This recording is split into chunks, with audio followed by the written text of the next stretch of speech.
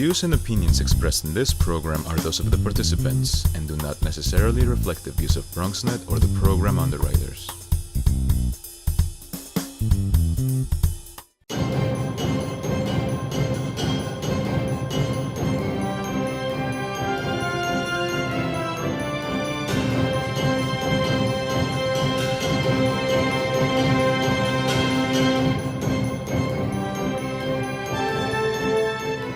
Edwards, Executive Director of the Bronx Campus and Citywide Career Initiatives for Metropolitan College of New York. Good morning, everyone. Can everyone hear me okay? Good morning. I just want to welcome you to Metropolitan College of New York on behalf of our President, Dr. Joanne Pizarro, and Chief Academic Officer, Dr. Taloki Depu. We're excited about hosting it. This is our fifth one, correct? Fifth one, yeah. Fifth one. So, anything that leads to good paying jobs, we're excited about it. Welcome. And as John mentioned, this is the fifth tech event that the Borough President's Office has convened with MCNY here in this space. We will be doing more. We will be doing another Bronx Tech Summit. So make sure that you're on our tech email, and if you haven't signed in or given us your business card, please do. I'd also like to thank the Bronx Overall Economic Development Corporation and the Bronx Chamber of Commerce, our two co-sponsors for this wonderful event. Without further ado, I'd like to introduce Barbara Turk and bring up the first panel.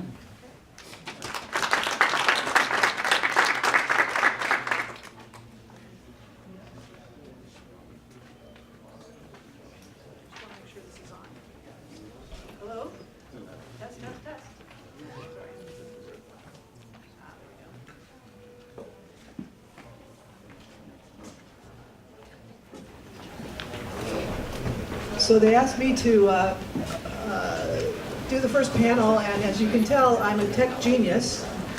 I have the microphone on with a lot of assistance. So I'm very happy to be with you today. I want to bring all of our panelists over to the table, please, so we can get started.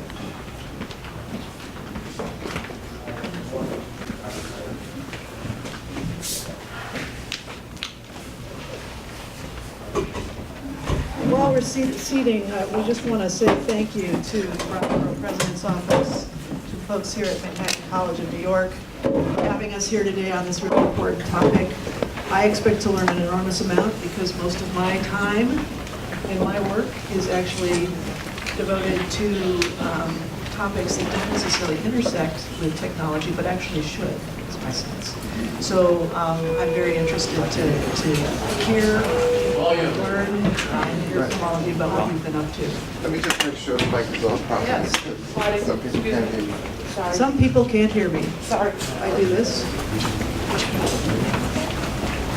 So we have, I think, how many microphones do we have here?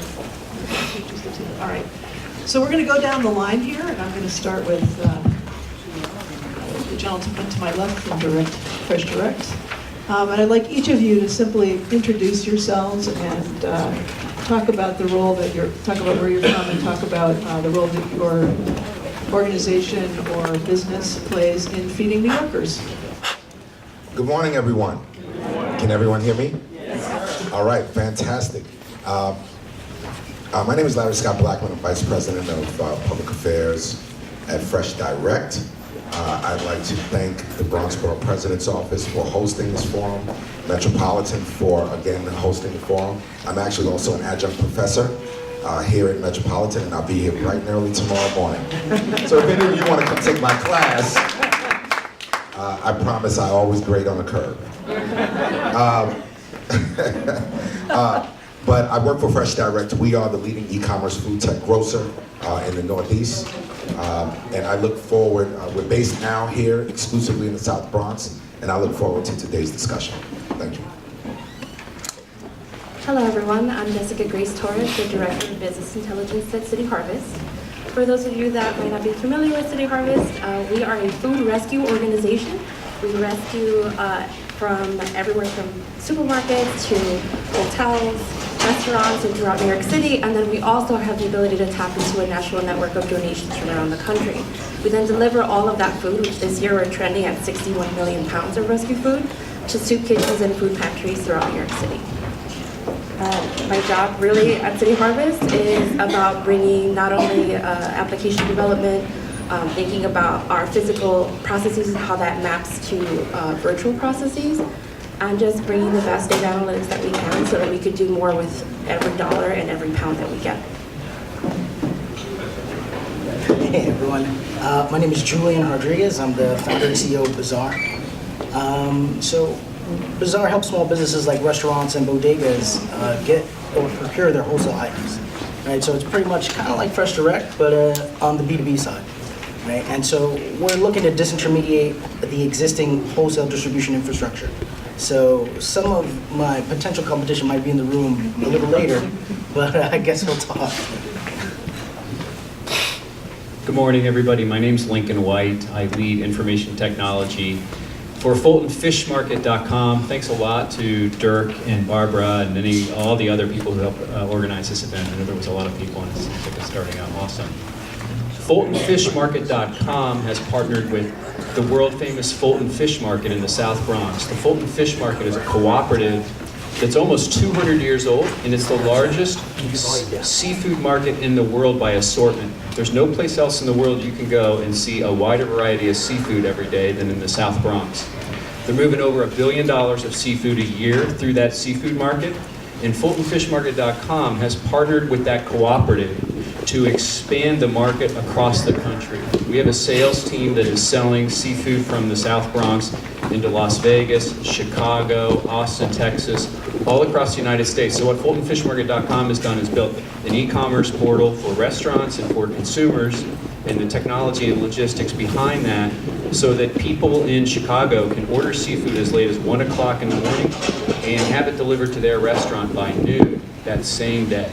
It's a pretty robust network, and it's really cool because we're helping grow the volume in the market. We have a profit share with the cooperative, bringing jobs to the Bronx and letting the whole rest of the country know about this amazing resource. Thanks, everybody. So I just want to highlight, if you haven't already noticed, that we have some of the key people in the city who are moving food around. It's a really exciting opportunity to hear from them and hear about their businesses and how this stuff moves. I would like to actually ask you to spend the next round, we're going to start with you, okay?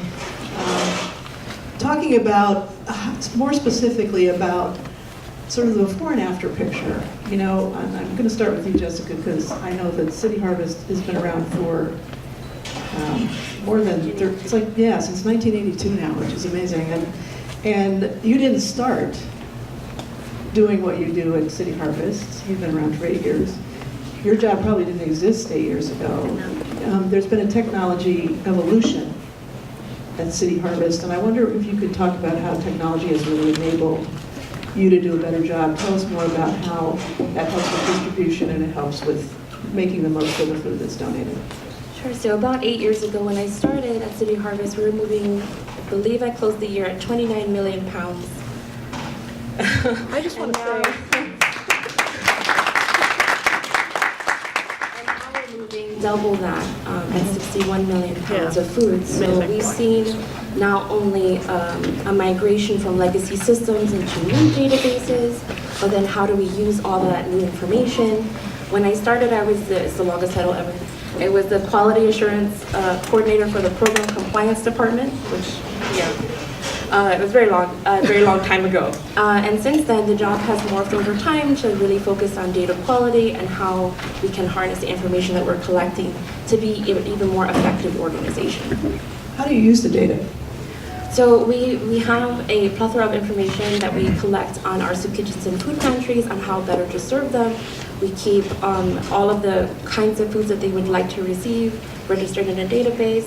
If you guys, we're a little different than other food banks that sort of have an ordering model. We have a push model with a bit of elegance. We have a specific algorithm that's specific to City Harvest that we can allocate food out to the network based on their preferences and what they know that what they can serve to people on their line specific. So it sounds like it's improved communication with your members, that you have systems in place to do that, and systems in place for pushing out the food and keeping track of the impact of your work. Yeah, and we also have been in development with an in-house app that we're using with our field staff that, as you know, our drivers go out and rescue these beautiful donations on road and deliver it same day. And then it's sort of a two-prong approach. We also have an outward-facing agency portal where our agencies are slowly being onboarded onto the portal, but are going to be able to communicate with us even more seamlessly on their needs. That's great. Let's go to your right. Talk about how, now, when was your company founded? So we've been around for 2 years now. 2 years. So you were born into what I'll just loosely refer to as a tech environment. Yeah, absolutely. Yes. So talk about, talk about how you conceived your business and how tech was integral to that. Yeah, so, I think, so I'm part of the generation that kind of grew up idolizing really people like Steve Jobs and Bill Gates. And we sort of had the prime example of Mark Zuckerberg. And so when I was in school, I kind of really wanted to be Mark Zuckerberg. And I went to Fordham here in the Bronx, and it's a business school. It's not a tech school at all.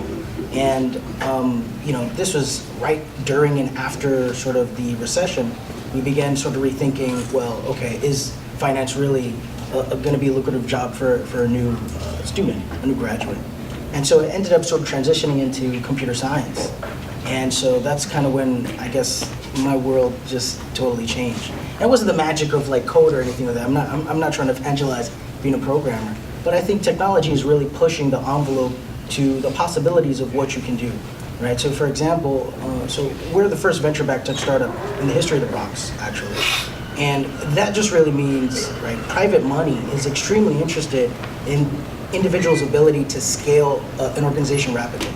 And the best way to do that, hands down, is through the use of technology, right? Computers that work 24/7 on a set list of instructions over and over and over again are going to far exceed any one individual's personal talent, skills, background, or 100 people put together. And so that's what sort of the market is really looking for. And just like you mentioned about the Fulton Fish Market, there's a ton of business being done in the South Bronx, right? I mean, it's literally baffling. There's no other food service ecosystem like the Hunts Point area, literally. And so I just couldn't, when we first started, so my parents are from a Dominican background, and our community very specifically has been sort of, I would say, attacked directly by these, big tech companies, Uber and Lyft, right? That was bread and butter for Dominican households, being independent taxi drivers. So we saw how Uber and Lyft digitized and monetized the taxi space. So we said, okay, how can we do that for small businesses? Because the only other thing that they were doing were running restaurants, right? People in our community running restaurants or running bodegas. And so the idea really came about, how can we use our technical skills to really help our community? That's great. And you chose food. Yeah, absolutely. Yeah. Lincoln, the Fulton Fish Market has been around for how long now? Almost 200 years. That's right. Started in Manhattan and moved to... I was trying to say whether it was 100 or 200. Yeah, almost 200 years. Yeah, and I think when I wasn't born here, but when I came here in 1980, it was still down. We're in the area we call the South Street Seaport. Right? So lots has changed, and it's up at the Hunts Point Food Distribution Center now, and you're running basically a newish business, right? So the Fulton Fish Market has, decades or over a century of Yes. being around. But our business, FultonFishMarket.com, is 5 years old. Our partnership with the cooperative. That's right. So And why was we're the- sort of a startup within a business with a long history. Mhm. And why was it created? It was created by our founder, Jody Mead, who was doing a business of selling to restaurants in New York City, going to the market, which is open 1 o'clock in the morning until 7 o'clock in the morning, and delivering seafood to restaurants after his day job in the financial services business, and starting to make more money doing this seafood thing than he was in financial services. And he said, wait a sec, here is the largest wholesale seafood market in the Western Hemisphere, the world by assortment, and there's no website, there's no way for the rest of the country to tap into this incredible resource, and there's more about it than just business. Seafood is health food. If you eat seafood, you're less sick. If you eat seafood, you're less likely to need surgery. there's a correlation with increased intelligence if you eat fresh seafood. If you're anybody's into Weight Watchers, produce, vegetables, and fresh seafood are 0 points. You can eat as much as you want because it's established that it's good for you. So the idea was to, and it took a long time to negotiate with a lot of members of this cooperative to say, guys, let us start up within the cooperative and be the e-commerce and logistics portal that's bringing this to the rest of the world, because it's a really cool thing. Great. Now, Larry, speaking of e-commerce, Fresh Direct is synonymous with e-commerce, very early in this field, relatively speaking. Talk a little bit, I'm sure people have a lot of questions, but I'm very interested in how technology is changing or different as you have moved to the Bronx, what that's meant for your business. Even though technology can help access more markets, you made a decision, the company made a decision to move to the Bronx. So if you could just speak a little bit to that and how technology helps you with some of your core functions in the organization. I think we're all familiar with, many of us are familiar with the platform, but if you could talk about the core functions. Sure. Yep, sorry. So, as everyone here knows, Fresh Direct was welcomed with open arms here in the Bronx. I just thought we should talk about right? that. Yeah. So, let's talk a little bit about Fresh Direct. So, we were housed in 4 or 5 different buildings in Long Island City. Depending on what you ordered, it would meet your basket. Tell them I'll call them back in 5 minutes. Depending on what was ordered, it would meet your box. It would have to come from 4 or 5 different buildings. We had one building for the freezer, another building for ambient, so on and so forth. It was a completely inefficient model. And just in terms of traveling between those buildings, we probably did about 15,000 miles a year of just moving product within a 1-mile radius of our facility. We also had met our capacity in terms of output, so we knew that in order to continue to grow, we needed to expand. We needed one space.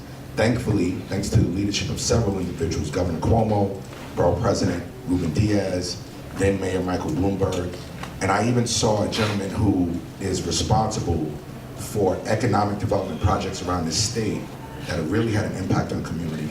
And he's modest because he walked in the room, but I would really like to thank Ken Adams in the back. Oh.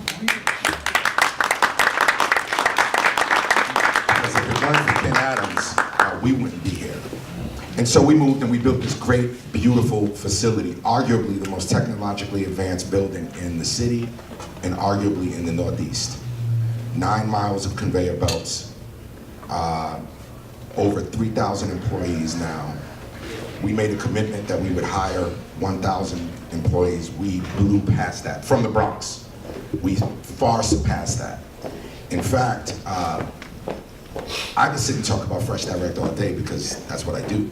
But we took community members into our building. We actually started something called Fresh Dialogues, where we have the community come in, and it's sort of like the TED Talks of the South Bronx, if you will.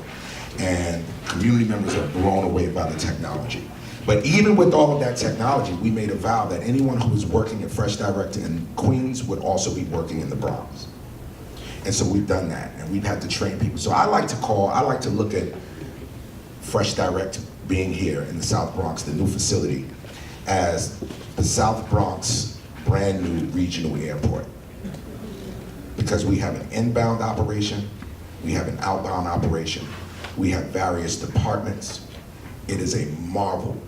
We have individuals who are not skilled in certain areas, who are coming in, being trained, and are now masters of their domain in the technology space. We even started our own driving school to train individuals on and helping them acquire their CDLs. So again, I can sit and talk about the transformation that the project has brought to the area, but the technology is by far just light years ahead of its time. And I'll say this, and it's been a joy working on this project because there have been some visionary individuals involved in making this happen. To take a look, I remember walking the space when there was nothing there. Well, there were things there, but I'm not going to tell you what was there. But walking that space and watching someone say, this is where inbound is going to be, and this is going to be outbound, and this is where the employees are going to do this, and we're going to have this go around here. And there was nothing but barren land. And to have that type of vision, and to now see employees who are living in public housing get up and they're working at a company that cares, it has been the joy of a lifetime and a positive benefit to the borough of the Bronx, and we are extremely happy.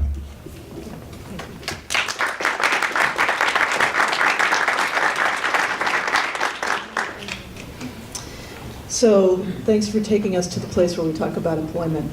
And I'd like anybody to start on this question. Talk about the impact of technology on your workforce and the opportunities that technology has created. And if you would also, I also invite you to talk about the challenges for the workforce and management as an industry that over the last several decades is doesn't require technology skills, and one that now increasingly does. I'd like to start. Thanks. So as I mentioned before, we've been working on an in-house app called Harvest Hub, and Harvest Hub helps our drivers keep track of all the rescued and delivered food of the day. What's great about it is they were completely part of the design process. So we gave them a couple of iterations of app to test, and then they broke it and they said we wanted to do this, we wanted to do that, and we infused all of the feedback into the app. And it's been really great working with them. I myself have mostly been in operations my entire career at CityHarvest, so sort of having a circle back post business intelligence side coming back to ops was really great. They have helped inform its elegance, and I mean, we are such fans of theirs. But yeah, it's been great. We have a couple of drivers already no longer using paper, and they came back and said it was a beautiful thing to no longer have to track all of these debits and credits on paper and then reconcile their routes at the end of the day. And they can focus more on the customer service side and like spending time with agencies and these great food donors that are giving us food. So it's been great. Who else would like to speak to this? Yeah, so the question is a little strange, I guess, to me, simply because I really don't know any other way to solve a problem without the use of technology, right? And so from the time we began, we exposed all of our employees to, I mean, right, so the trucks have multiple GPS systems, they interact with, we built an entire sort of back-end ops to help everyone sort of coordinate on what is being picked, what's on every truck, what's being delivered, what's being accepted. And we just thought that that was the way things were supposed to be, right? And so I think it's something that we want to really expose. I mean, you know, on the back sort of office, the business systems that we use, and the sort of, we really use best-in-class Silicon Valley sort of technology, right? And so these are subscriptions that other startups sort of use and really help fast forward their business. So we expose all of our employees to that. What we really, really want to do is, so for example, in Silicon Valley, there's an overdeveloped startup community. And nothing like that really exists as of yet here in New York City. There are pockets like in Brooklyn, right? I mean, Manhattan is kind of free-for-all for all types of businesses. But what we really want to do is sort of build the next Bronx tech mafia, right? Where hopefully we're successful, but individuals after hopefully working with us 2, 3, or 4 years, then go off to become founders in their own companies. Because like I mentioned before, there are just far too many opportunities here in the Bronx with, I mean, all of these businesses that you see, any warehouse or any factory, a tech layer can be added on top of it, and a true, huge, massive business can be developed. I mean, we're the only city in the U.S. that has 10 million people in it at any one given time, right? So we've got the ability to test and iterate on different ideas and get adoption. So I really, really want to bring those different concepts and expose as much as I can to the people immediately here in the Bronx. And I mean, today the entire company is made up of people from the Bronx exclusively. And I hope to keep that trend up. And I mean, I don't just mean our, physical labor employees. I mean everyone in the company, right? C-level and everything. And so I do hope to keep that trend going. So I wrote down a couple of positives and a couple of negatives, and I want you guys to use your imagination this morning. Amen? Amen. The joy of being old school is that like people like Myra and Dirk, we know from political science like how to forecast a vote. We used to do it without the computer, right? Which is probably a little bit more accurate because no one saw 45 coming. Let me just say that. So forecasting is a positive and a negative because we know tomorrow what amount of product we need to have ready based on what we did in previous years, right? And so we plan for that and we staff for that. So that's been an added piece of technology that the data gives us an ability to properly forecast. That's also a negative because when a snowstorm hits, right? Something you can't predict happens, or there's a car accident on the George Washington Bridge and traffic in New York City is at a standstill, and we have product that can't be delivered, then I call my friends at the food bank and CityHarvest in a panic, which I've done many times, and I've said, hey, I have a pallet of rice, do you want it? Right? We're the leading donor of food to CityHarvest, and probably to the food bank. Are we the leading donor? One of them? One of them. I know we give a lot of food to you. And you take a lot of calls from me, so I love both of you. So that's one challenge. Another opportunity or a positive is just on the transportation side. So we know where every vehicle is at any given point in time. I can tell you where they are. We know how hard the driver is pressing on the accelerator. Sometimes I receive phone calls from elected officials who say, hey, your truck has been at a particular location. Can you move it? And I'll go back, take a snapshot. We have a room that actually looks like air traffic control where we monitor on screens all of our vehicles. And so I can go back, pull the information and say to that elected, sorry, that wasn't us, that was someone else. We weren't there. None of our trucks, like I had to do the other day, none of our trucks have been north of 86th in that area, so sorry, I know they want to blame us, but it's not us, right? We can prove that. Here's a challenge with the technology. I mentioned that we have 9 miles of conveyor belts. We went through a rough time, brand new technology. Sometimes the hardware and the software don't speak to each other properly. So at mile 6, a tote would just disappear. An order would just literally disappear. And we didn't know where it was, right? And that's someone took someone's order. And so that created an issue, and we had to work through that with the software manufacturer and also the hardware manufacturer. But the benefit of the new technology, and you really have to see it in action, is that in real time, a tote would fly to a station where there's a person who would grab the produce, weigh it, scan it, put it in the tote, and it moves in light speed. And the employee doesn't even have to really move. We know so much information from that one. We can acquire so much data just from that one activity that it creates more efficiency for the company. So technology, particularly in our new site, we were in a space in Long Island City that wasn't designed to put out 12,000 orders a day, 13,000 orders a day. Just simply wasn't designed, not when you had 6 inbound bays and 13 outbound bays. Just wasn't designed for it. But now we know, and technology has been very helpful with that endeavor. Great. Lincoln, do you want to say anything about this? I'm so glad to hear Larry talk about Fresh Direct having technology problems, because we all have them, and you guys are one of the leaders, and we know that there's bumps with every new tech, you know, Right. and we have them where I work too as we're putting things in, because you guys are one of the leaders in it, and it's still tough, especially when you're implementing new stuff. You know, you started the question out about workforce. I'll just share a few thoughts. It takes a special breed of a cool person to want to work from 1 o'clock in the morning till 7 o'clock in the morning in a 40-degree environment smelling like seafood. Absolutely. So it is hard for us to find employees. The tech wizard probably isn't going to want to work for us. What we're looking for is somebody who really wants to work hard and gets a bigger mission and then wants to learn. And I think another thing Larry mentioned was folks coming in who don't understand technology and become technologists. Every single person from the procurement person walking the market floor with a tablet that's capturing market prices and availability, to the person who's packing a box with a different assortment of fresh seafood that's cut and filleted different ways with the right amount of gel packs to ship to Austin, Texas, is a technologist because they're dealing with scanners and screens. And I'll tell you what, they're also software developers, because our best idea for software improvements and automation improvements don't come from the CEO. They really don't even come from me. They come from the packer who's putting ice packs into a box. That's right. They come from the courier who's dealing day to day with trying to get this stuff to the right spot. They're the guys who are helping us develop the software.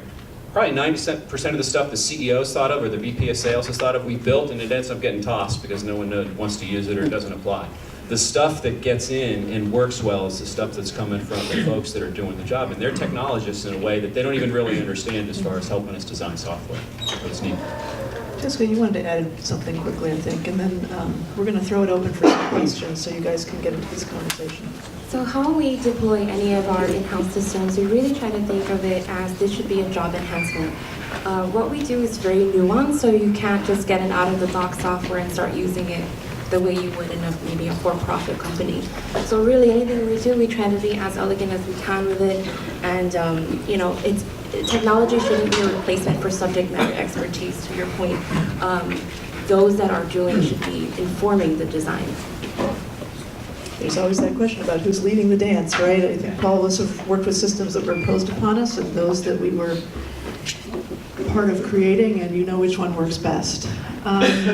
So let's just open it up for questions, and if you would like to stand so people can hear you, because I don't think we have a mic, unless we have a mic out there. Okay, it looks like a bar. You can borrow one first, right? Hi everyone, my name is Charlie Samboy from the Economic Development Corporation. My question is for maybe for Larry or for Jessica. I know that there's a statistic around 1/3 of all the food in this country or the world gets ultimately wasted, which then means that all the energy consumed to produce to move that food also gets wasted. So I'm curious, is there a way that technology can help solve that issue? Is there a way that maybe a person shopping at a restaurant or at a supermarket could use technology? Is there a way that restaurants could use this technology for maybe portion control that could help address the issue of 1/3 of food getting wasted? Thank you. Well, like I said earlier, we coordinate with over 2,000 food donors on a regular basis, and we have a pretty robust, even those that want to just donate every once in a while or when they have surplus. Thank you. Yeah, we are definitely keeping an eye on the supply chain. We are very, very vigilant on what is going on in New York City and nationally. And in addition, once that food becomes part of our supply chain, how can we then best synthesize it to the network at large? I would just say for us, it's better forecasting and proper planning. We need to continually analyze the data to understand that we are not ordering more than we need, and therefore food sits on the shelf or it reaches its expiration date, or even the date that we prefer not to sell it to customers, because our standards are much higher than those that you find in other places. And so there are times where we may not want to sell it, but we are trying to cut down because there's a cost to that, right? And so what we try to do is we try to get that food in the hands of people who need it immediately. The moment that the food sits or it doesn't move, I'm calling the food bank, I'm calling CityHarvest, calling community-based organizations, churches. All you have to do is take a look. We were in Eden Ward houses, Millbrook houses, Patterson houses, Mitchell houses. We are everywhere. Drew Hamilton houses on Martin Luther King Day of Service. Product that is quality product. Before it goes to waste, we want it in the hands of people who need it most.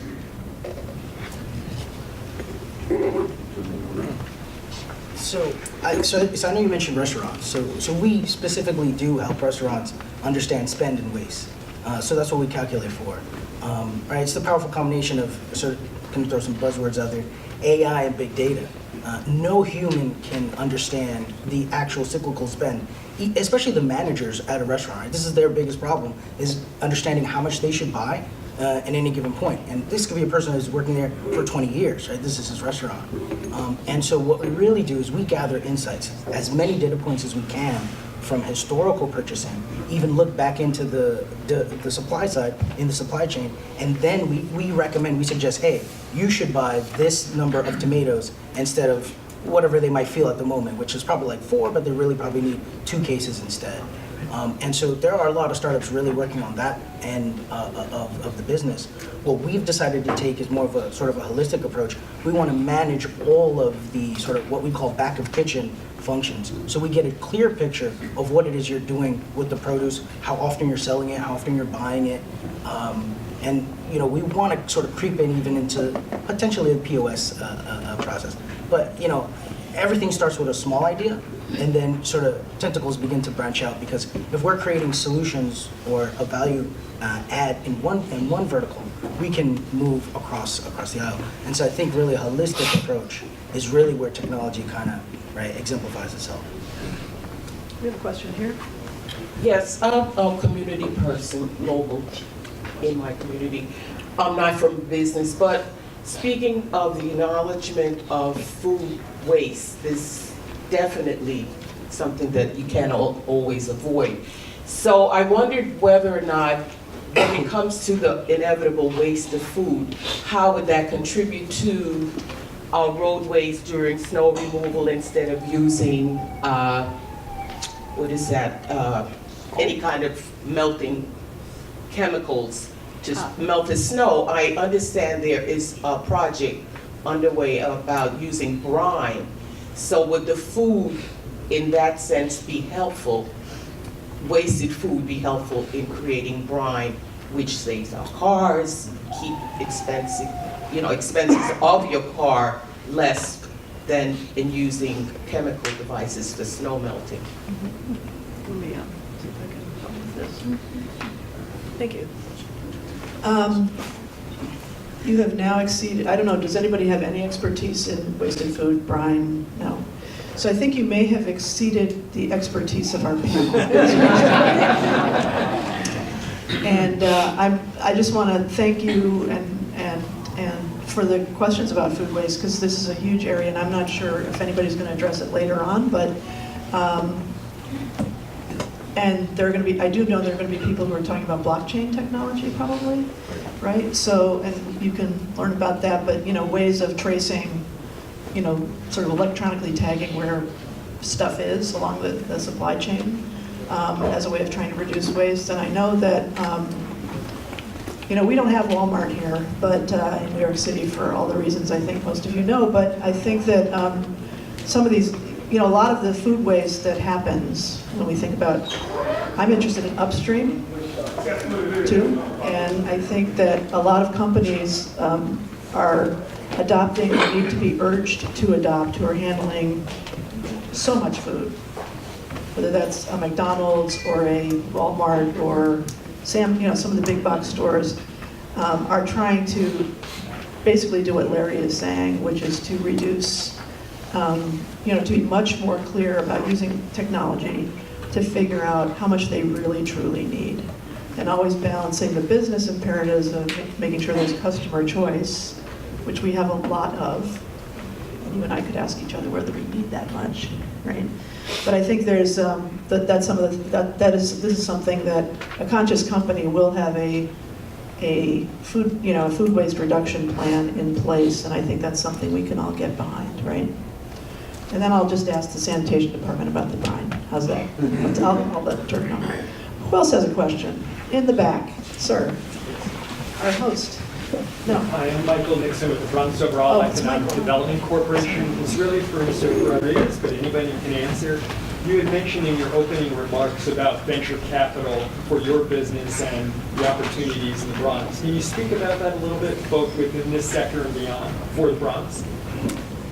Yeah, so, I mean, I don't have much sort of data, I guess, to give sort of us being the first, actually venture-backed company in the Bronx.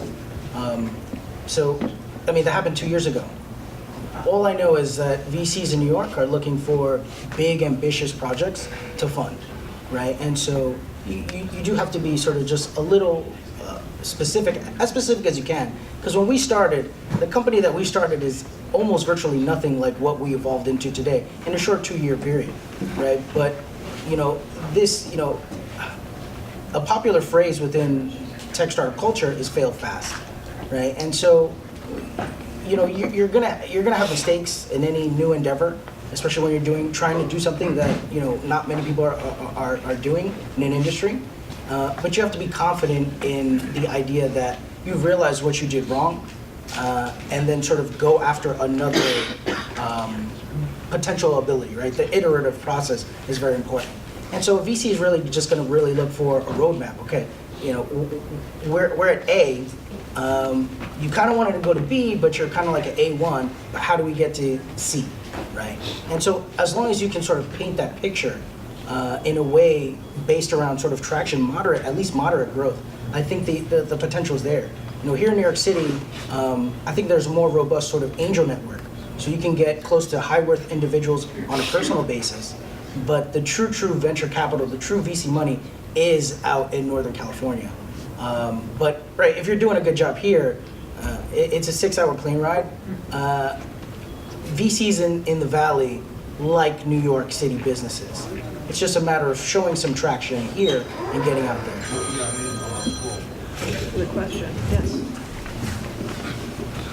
Hi everyone, my name is Linda. I'm with the HOPE program. Thank you so much for this insightful conversation. So the HOPE program works with New Yorkers, and our mission is to lift New Yorkers out of poverty through employment.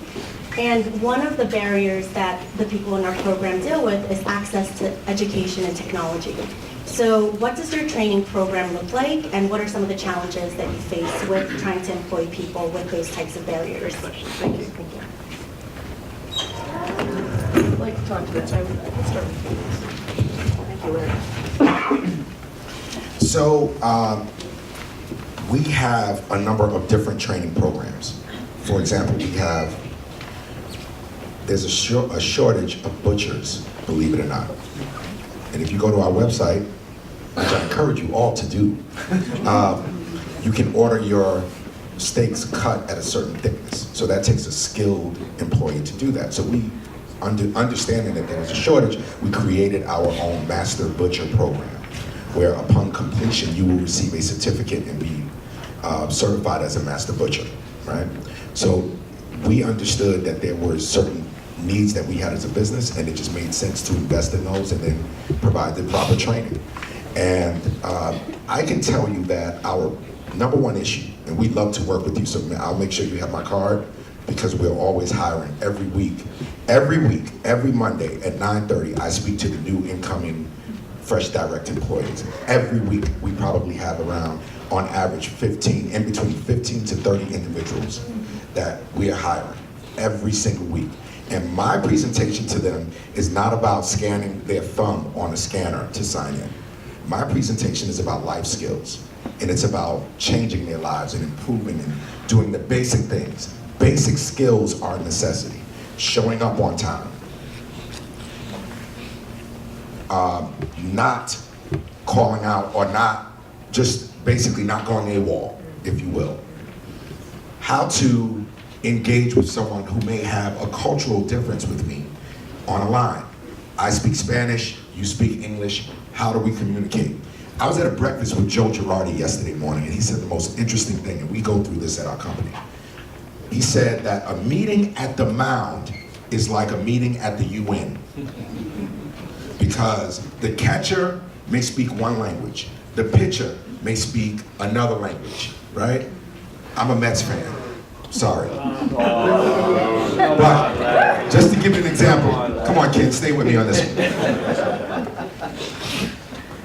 Who's the catcher for the Yankees? Gabby Sanchez, right? Yeah. Okay, or Jorge Posada was the catcher at one point, even Joe Girardi. He may go out and speak to Masahiro Tanaka. How do they communicate, right?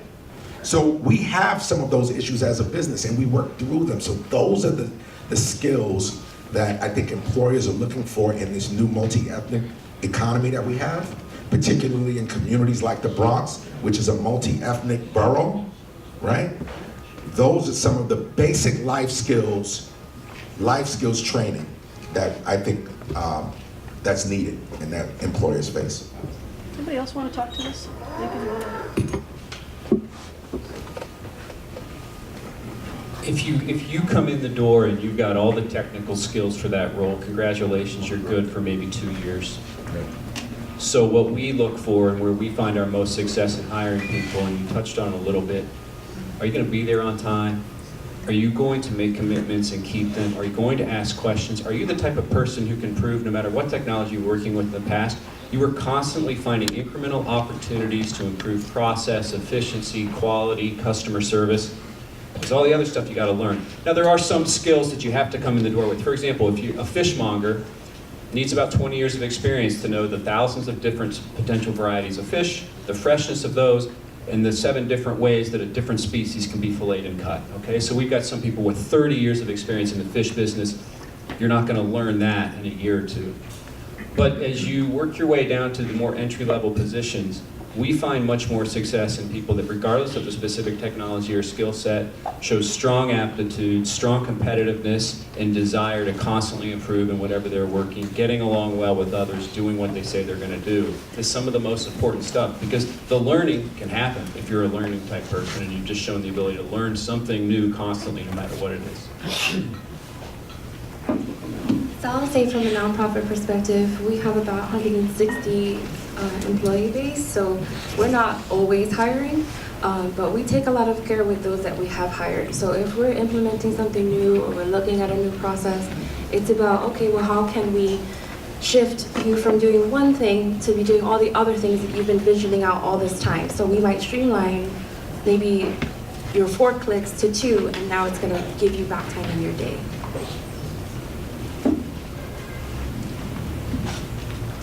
This is like technology in action over here. I gather that I'm, in all the things that are happening with recording, I need to be nearer to a microphone, so sorry about that. You can tell how appropriate I am for this. I think we have time for maybe 1, maybe 2 more questions. Would anybody like to ask another question? And if not, I have one. So we've talked a little bit about what I think of as the chicken and egg in technology. Like there's things we can do, and then there's this question of how we might apply them to solve problems in food distribution and food system. And then there's the challenge of we have a problem we're trying to solve, can technology help us, right? And I tend to come at this question from the latter. You know, I'm always thinking of things like how can we do a better job giving seniors choice in senior centers about their meals, more choice, better quality food, and some of that is a distribution problem. You know, we have a very decentralized system, for example, and some people would ask, well, can technology help us with that? That is just one of a zillion examples. I'm wondering if there are opportunities that you all see, given your experience with both sides of that question, where, and we're talking about technology very broadly here, right? But where some of the innovations in technology, and that can be anything from an online platform to an app to some of the blockchain technology that exists, can help us with some of our challenges in building a more equitable food system, making sure that everybody has access to healthy and fresh food in New York City. Big question, but I want you to give that some thought, and I'm interested in just, this is a brainstorm, you know?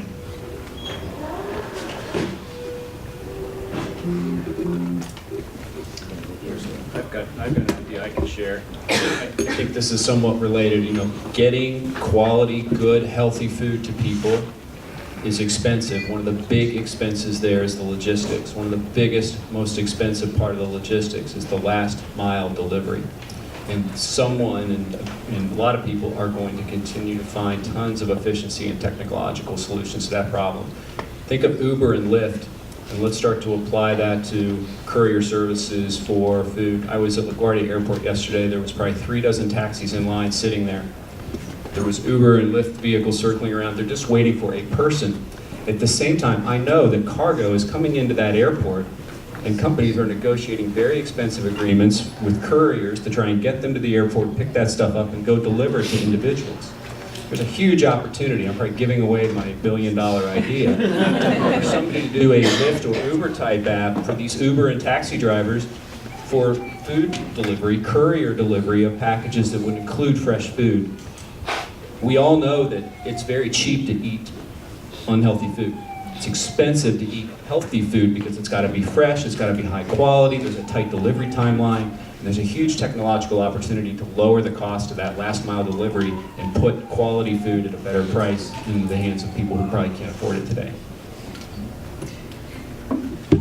I think there needs to be continued advocacy around the EBT as an online payment method issue. That issue has completely stalled in the current administration, literally overnight. We were one of the first online grocers to provide EBT. We had a pilot program in 10454 and 10455 before we started to come to the Bronx. And we were awarded as one of the companies, awarded by the USDA, as one of the companies to participate in the second issuance of the RFP. With the change of administration overnight, that progress stopped, literally stopped. And so I think it's incumbent upon all of you, because all of you are leaders in your respective spheres, to continue to push to make sure that EBT can be treated as an online form of payment the same way that credit cards are. And that single issue can move the needle towards providing food access in food desert areas. So additionally, CityHarvest, when we're rescuing 61 million pounds of food, 50% of that food is produce. So, what we're bringing out into the network is high quality, beautiful donations from Fresh Direct and others.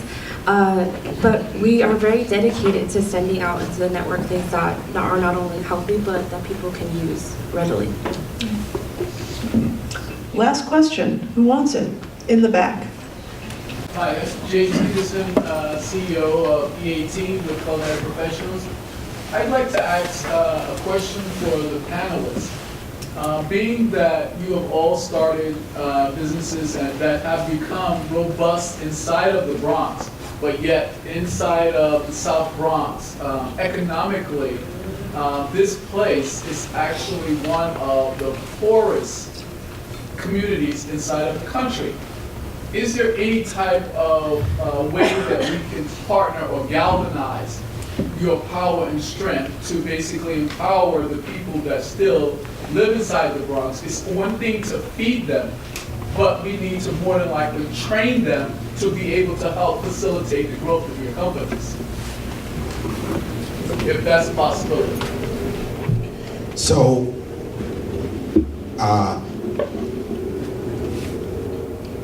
I don't think people appreciate the amount of energy and effort it takes to do what you just mentioned.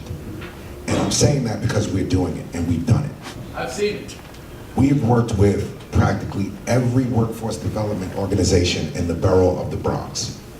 We have worked with Jobs Plus, for example, in NYCHA, to hire specifically from Millbrook houses. And when you talk about, and I'll just throw out a number, if you talk about meeting 100 people, at the end of the day, you're probably only hiring 5. Because there are so many other issues that come up that involve so many other players that really need to address the systemic issues that plague our communities, that just getting to the hire is very challenging. And it takes a tremendous amount of effort from companies to do that.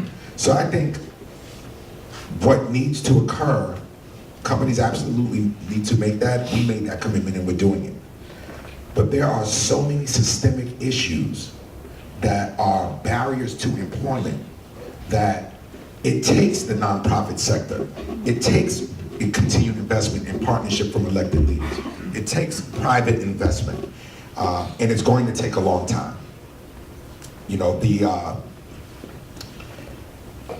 I don't know how to properly articulate this, but to find ourselves in the utopia, in a perfect world where this would be an easy problem to solve, is just not realistic right now. But I think the leadership that we have in the Bronx, the borough president started a Bronx PIC, the Bronx Private Investment Council, phenomenal effort, where employers are sharing with government what their challenges are. And we're now working with high school students to train and educate and get everyone ready for the workforce and place them in internships at an early age. Phenomenal strategy. So I think those types of efforts continue to be made, need to be continued.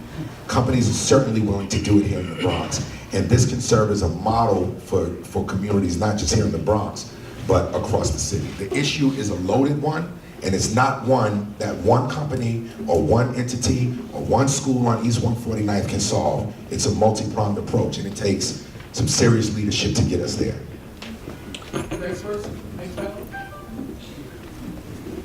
Well, I guess I can speak from a personal level. I myself am from the South Bronx. I grew up just around the corner. We used to go to that Burger King on the corner for my brother's birthday. And I would say, just on a personal note, there's a beautiful thing of coming back and serving your community. I did 2 terms of AmeriCorps with the New York Restoration Project to help build out community gardens, and there was a real recognition of individuals wanting to grow fresh produce and have access to greenery. And I pretty much stalked CityHarvest and got a job there 8 years ago, as you well know. And I've been really honored to have a coming home, if you will, every time I go to work. Yeah, so when I think of the Bronx, 2 things really just come to the forefront of my mind. It's really opportunity and grit, right? And so those 2 things to me, I think are overwhelmingly what's really prevalent here. I think there's been a lack of opportunity given to the people that live here. But I see that as an opportunity to sort of bring change, right? And so when I really sort of think about what the solution can kind of be, I mentioned a little bit about it before. I really want to begin to create a community around the problem, right? So the idea behind capitalism is that this is a system that has brought the most people out of poverty ever before seen, right, in the history of mankind. And so I do really believe capitalism is a solution for this exact situation. And so I don't really want to just create, sort of more truck drivers or more warehouse workers. I want to fill up that top end, product managers, digital marketeers, software engineers, right, C-level executives. And I think that can be done, with a focus on wealth generation. Everybody wants to be wealthy. Everybody wants to be successful. And there's no reason why we have to shy away from that when we're talking about sort of impoverished or disenfranchised communities, right? I think, we saw sort of a climate change politically when we saw individuals like, Obama take the highest sort of seat.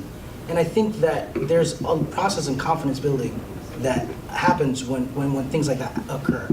And so as long as more and younger and smarter companies stay in the Bronx, look like people from the Bronx, I do think that is going to cause a very distinct sort of change.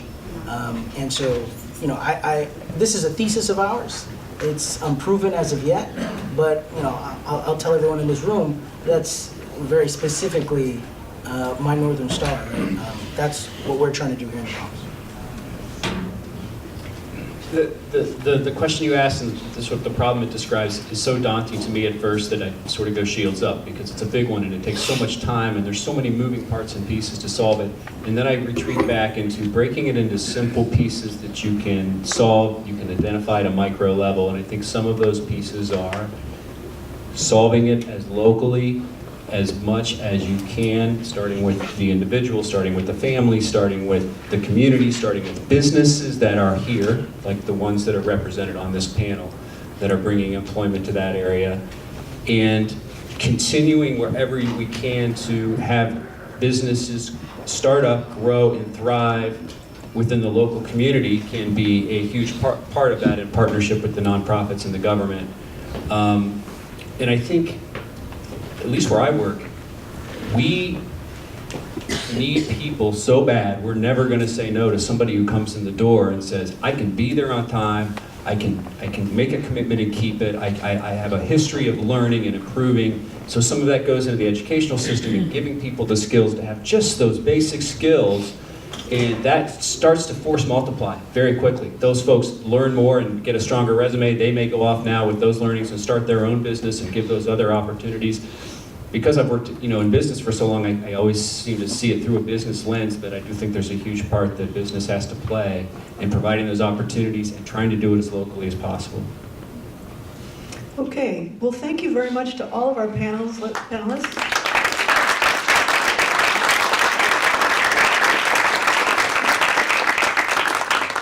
Very helpful, fantastic start, and appreciate all of your time and thoughtfulness on these questions. I'm going to turn this back over to Dirk.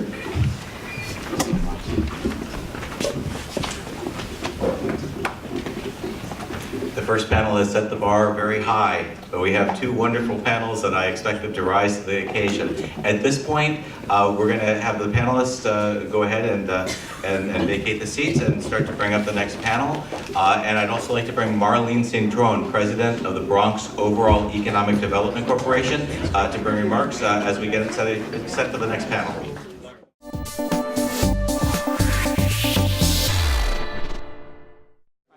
All right. My name is Marlene Cintron. I am the president of the Bronx Overall Economic Development Corporation. Lisa. I've never talked to her like that before. It'll probably be the last time I'm able to do that.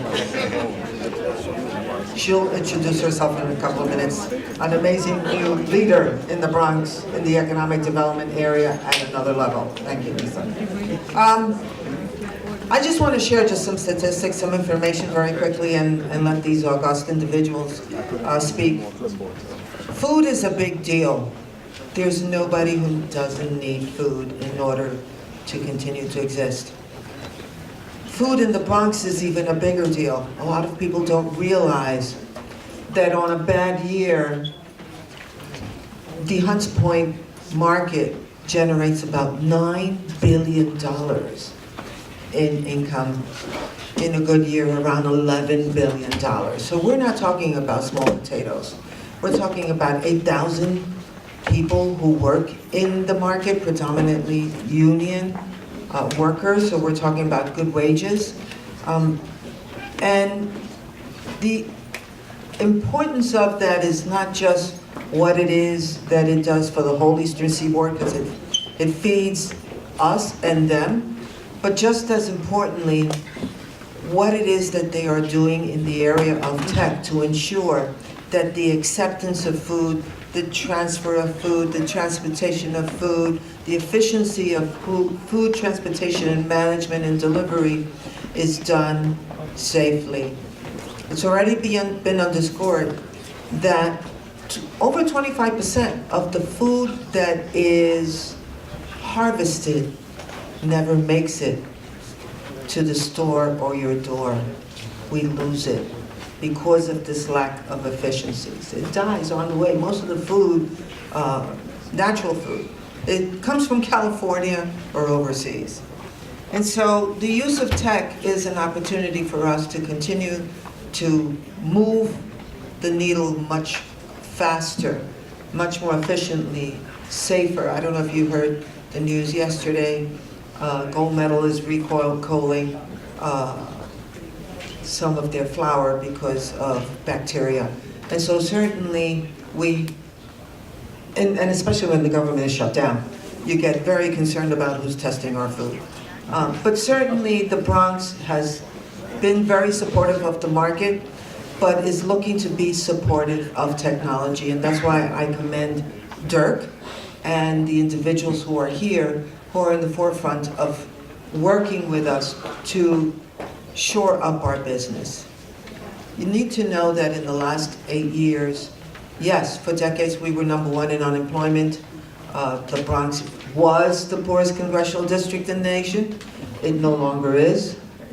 We have gone from #1 in unemployment since statistics were being taken in the 1960s to down to number 11. Still not an enviable number, but certainly it's nice to get out of the number one spot.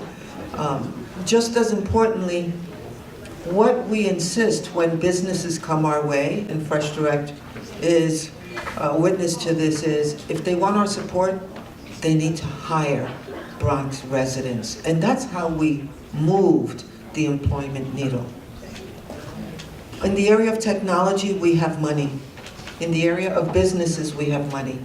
So we have the ability to further support all of you to ensure that if you want to work in the Bronx, A, you have to hire Bronxites, but B, we will make sure that you don't have to go to a loan shark and sometimes a very expensive bank in order to get it done. In the area of technology, these seminars are making sure that we spread the word and that our technology people know that we're here to support them as well. So certainly, I applaud these individuals that are here. I applaud the people that you're going to speak to or listen to in the next panel, the Baldors, the Nebraska Land. The use of technology is so fascinating. We have businesses in Nebraska Land took their sales force and gave them trilingual iPads so that the sales force could go to the supermarkets and be able to speak to the owners in Spanish, English, and now in a number of Asian languages, so that everybody would be able to be speaking the same language, in the language of efficiency and good business practices. So, Dirk, amazing work. Lisa, go get him. I'm enjoying this to the max. Pleasure. So without further ado, we're turning it over to the panel. I'd like to introduce Lisa Soren, President of the Bronx Chamber of Commerce. Right now, right here. Do you want me to stand this here? Okay. Good morning. Can everybody hear me? I've been battling laryngitis for 2 days, have not spoken all morning in preparation for this, so you're welcome. Okay. First, let me start by thanking the Borough President's Office, Dirk, Marlene Centrone. These type of panels are so super important for our businesses, for our residents, and I thank everybody here today, and especially the city for helping us put together. My name is Lisa Soren. I'm the new president of the Bronx Chamber of Commerce, and I'm coming from a completely different angle. That first presentation was absolutely amazing.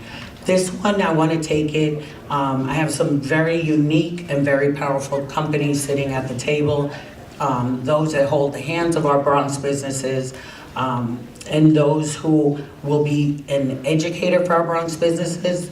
My focus will be about the impact these men and women have on our Bronx businesses, because I think one of the major conversations as we embrace technology, and I'm one of the old schools. The technology, a lot of what the young man was saying over my head with the POS and the IC and who knows what other out. So I'm in that curve of learning, is brick and mortar versus technology. And as the Bronx Chamber and the representative for the businesses, that we embrace both and we figure out how to keep them both successful, vibrant. And I think that my panel here today is going to help educate us on that part. No pressure. So I'm going to ask that my panelists please introduce yourself. Take a few minutes. I want to make this about a conversation. And introduce yourself. Based on what you just heard me say, you can somewhat address it, because the important thing for me, and I'm assuming for everybody here, and for the Borough President's Office, is about your impact, your wonderful work, and the success of our Bronx businesses. And we will start with you, Brendan. Hey there. Can everyone hear me? No. No? It was on.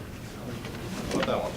Hello. Much better. Hi, Brendan Lewis. I'm Vice President of Communications at Grubhub, which also has the brand Seamless, what a lot of you might have heard of. We are the nation's largest online and mobile food ordering and delivery marketplace. So what we do is essentially take people who are hungry, put them in touch with restaurants that will make them unhungry, and hopefully we foster a really good collaborative relationship between the two.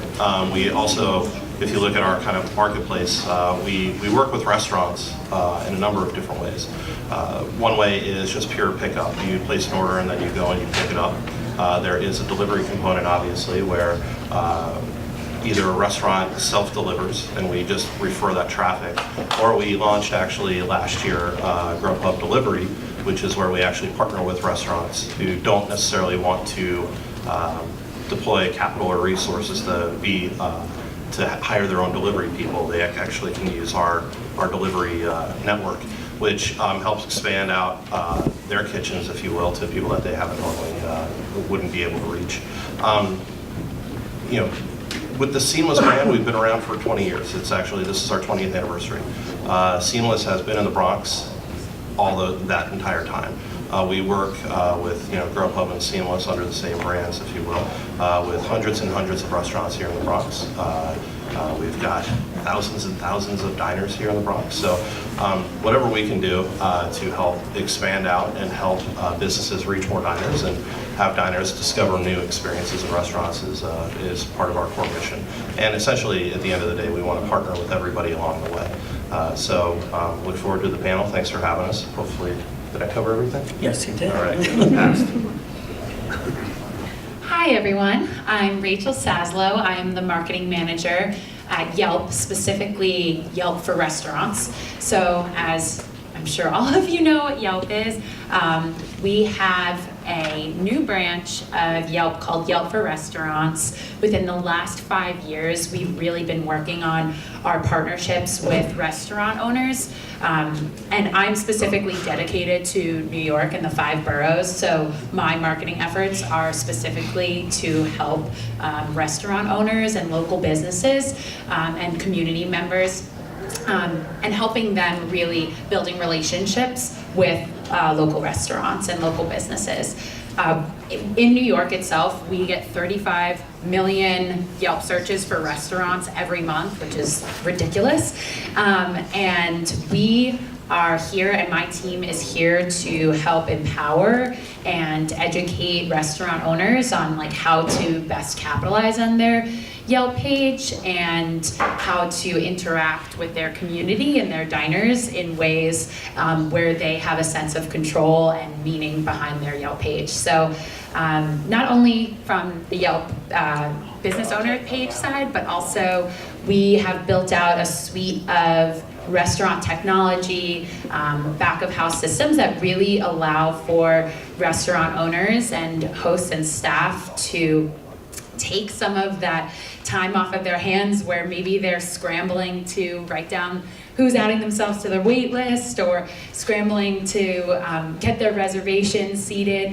How do we help as a technology company? How do we help alleviate some of that stress and free up restaurateurs' time to focus on what matters most, which is feeding good food and kick-ass hospitality. So very excited to talk to you guys a little bit about some of the things that we're working on, and thanks for having me. Good morning. My name is Marcus Sharma. I'm the founder of Bronx 7 Creative Agency here in the Bronx. We've been responsible. Yeah, better? Start over. Just eat it. Marcus Sharma over here from Bronx 7 Creative Agency. We've been responsible for some of the projects that a lot of the Bronxites know already, like the Bronx Night Market, like It's the Bronx Festival that's happening actually this weekend. And what our angle is, when people ask us what is a creative agency, usually I say we just sit on Instagram all day. That's the simple answer. But our way is to, what we're trying to do is find new ways and exciting ways to help business owners and especially food entrepreneurs to connect with their demographics, connect with their community, connect with other opportunities that can help them grow their businesses. We started the Bronx Night Market last year, and then quote unquote was one of the most successful events in the Bronx history, with over 80,000 people attending throughout the season. And we're trying to relay that into this year and really kind of develop it more than just a market by using technology, by using different applications that we have in order to kind of create a community that supports each other, whether it's like a B2B, B2C, and every other angle that can be done. Some of our some of our success stories comes from like small businesses that just started at home, and we were able to connect them to different parts of the community and actually educate them in ways to use, like, simple stuff like Yelp or Grubhub or email marketing or different applications that you have in the market, just to reach the demographic, understand what your demographic wants, and kind of be able to connect with them on a daily basis, therefore have repeat businesses and just support the entire economy over here in the Bronx. So this is kind of some of the stuff that we do. I'll talk a little bit more. Good morning, everybody. My name is Kevin Dugan, and I'm Director of Government Affairs for the New York State Restaurant Association. The Restaurant Association is a trade association dedicated to helping restaurants find success across the state of New York. We've been around for over 80 years, and as you might expect, the predominant portion of our membership is based down here in New York City.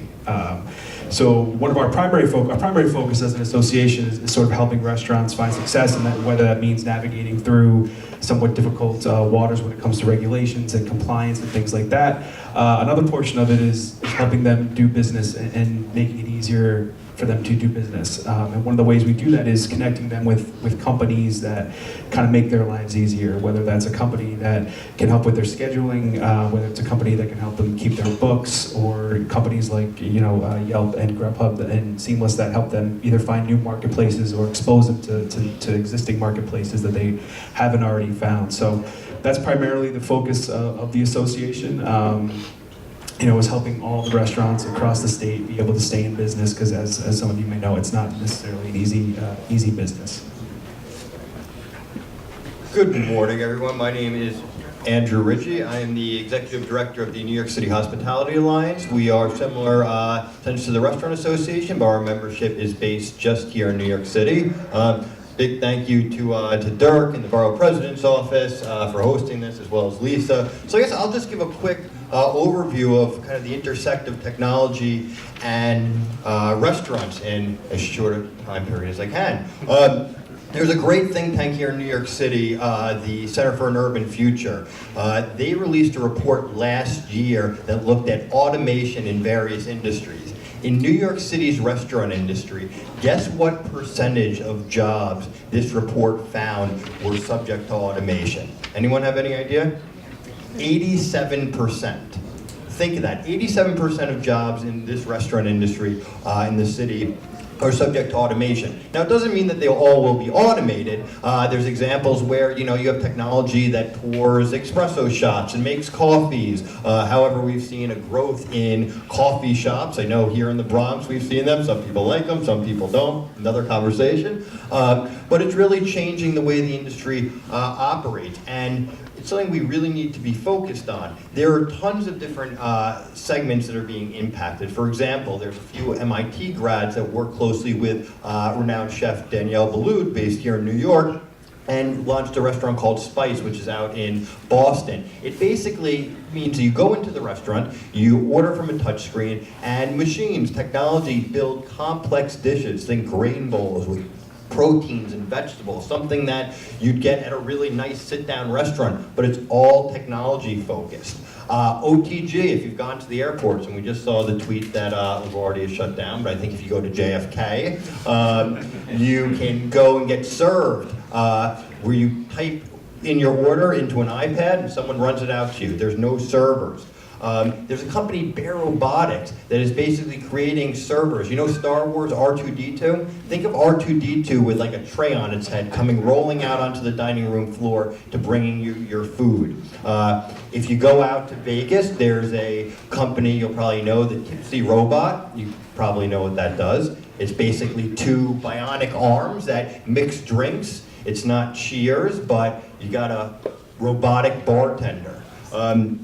And it continues to change and change and change. And this is something that's critically important that we need to think about, the intersection of food and technology, because it impacts how you're going to consume your food, but it's also going to impact the types of jobs that are available in the industry. And the thing that's been great about our industry, restaurants, is that it's allowed people from all walks of life with no experience at all or tons of experience to get a job and grow through the ranks. And as technology enhances, it starts to be able to replace a lot of these more entry-level jobs. So I think we need to be having these types of conversations about what tech means in the food space. But the good thing is that it's the hospitality business. It's all about the human touch. So as much as you want to implement technology, I think people crave when they go out to eat and drink that human touch and dealing with a person. So there's pros, cons. Nonetheless, it's happening, and that's why we really need to be engaged in these conversations. Thank you for that. It's kind of scary to think that all this automation is also leaving people unemployed. But that being said, I think that goes into the next level of conversation, and that is you addressed, particularly Andrew, about communication. So I think that what type of communication within, because you cover everything from Grubhub and Yelp, and how do the associations and your alliance work with these tech companies that are only tech to keep our brick and mortars, to keep, and let's bring it to the Bronx, right? I find it like the black sheep of the family. How do we bring that information to our borough with this automation? We have a lot of businesses and restaurants that don't have the language skills, right? That are different cultural backgrounds. So incorporate what you were just saying in context with the people sitting next to you, and specific if you can. Some of the questions prior were, how does this help the Bronx residents, and how do the Bronx businesses either can learn from it, take advantage of it, and be successful using those type of technologies in this? So, I guess to start, one of the things that we do at the association, and I mentioned it sort of in my introduction, was that we not only help restaurants, but we help restaurants link to other companies, right? That to find success and make their lives easier.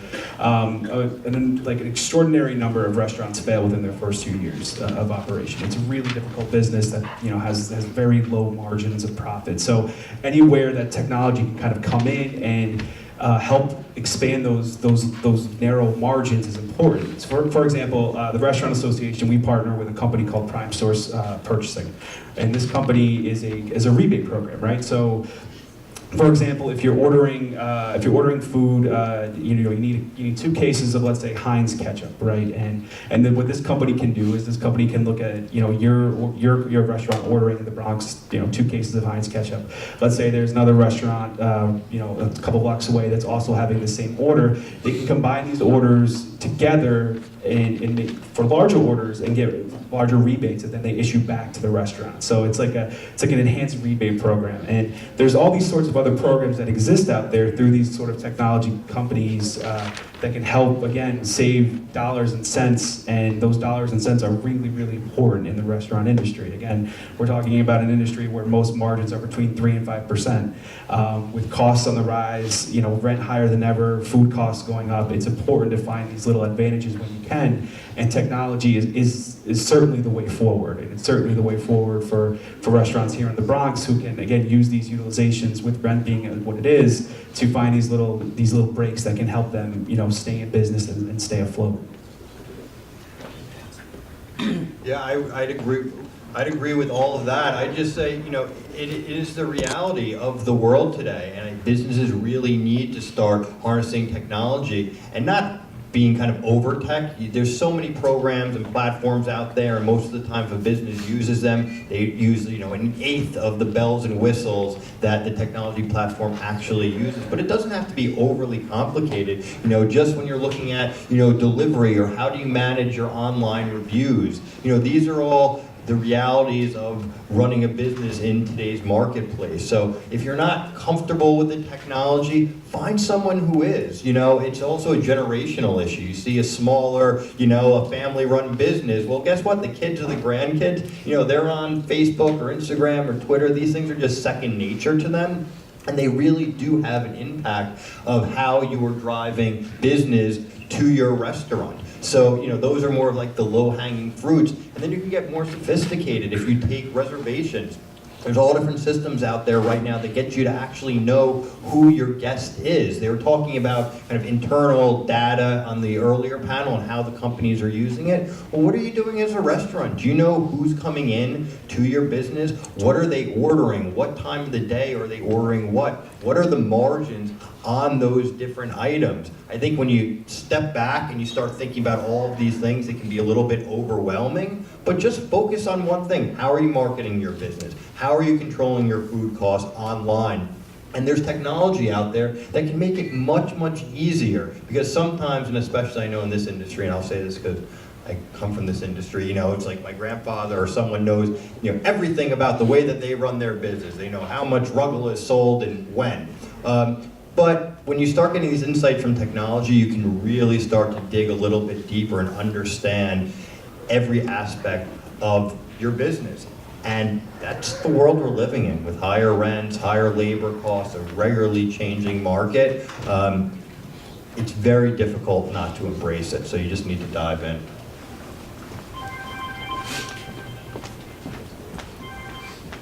This one microphone thing's awesome. Taking a step back a little bit, from the Grubhub Seamless side, in partnering with restaurants, it's important to realize that we only make money if a restaurant makes money. So we don't charge service fees, things like that. And the ways that we can kind of help go to the point about getting insights on who's coming into your restaurants and things like that, because we operate, so many markets. We operate in about 1,700 markets across America, but obviously here in the Flat Boroughs. We can help guide a restaurant to make better business decisions, and that's one of the things that we provide through the partnership model, where we can get a sense of the price point that food is going out the door for people in certain neighborhoods and things like that. And if you're charging $5 more a meal, you might be hurting yourself a little bit. So we can go to you, our account advisors, and say, hey, you might want to think about adjusting your menu a little bit. Or we notice that deliveries or orders are coming in for delivery at these certain hours and you close halfway through there. So you might want to consider adjusting your hours. So the power of that kind of collective data that we have overall and how we can translate it down into the individual businesses is something that's pretty powerful and pretty compelling. It actually can help make or break businesses.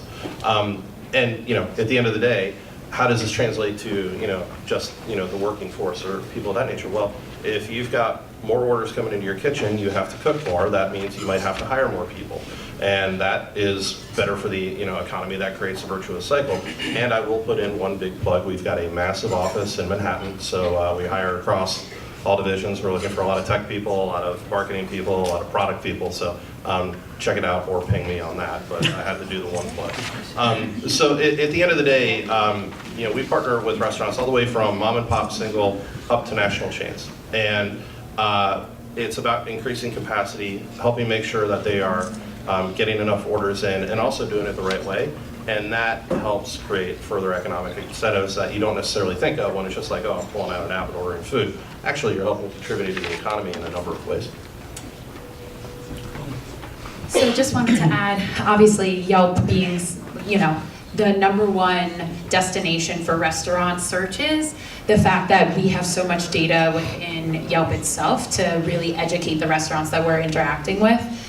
Specifically, we're working with restaurants in the Bronx community with our wait list and reservations products.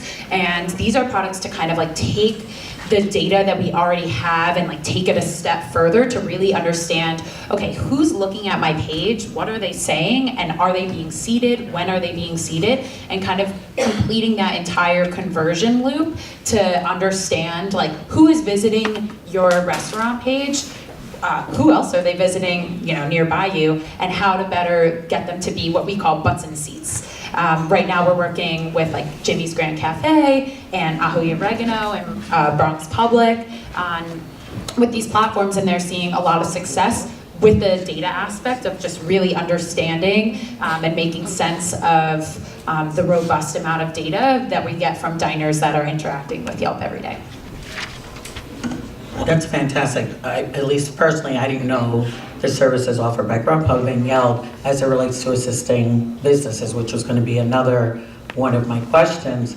So expanding a little bit on what both of you said, how do Bronx businesses, because to me Grubhub is like, I don't feel like looking through Google, or I don't have a menu in front of me and I just pick, right? So there may be restaurants that are wonderful but are not on your list.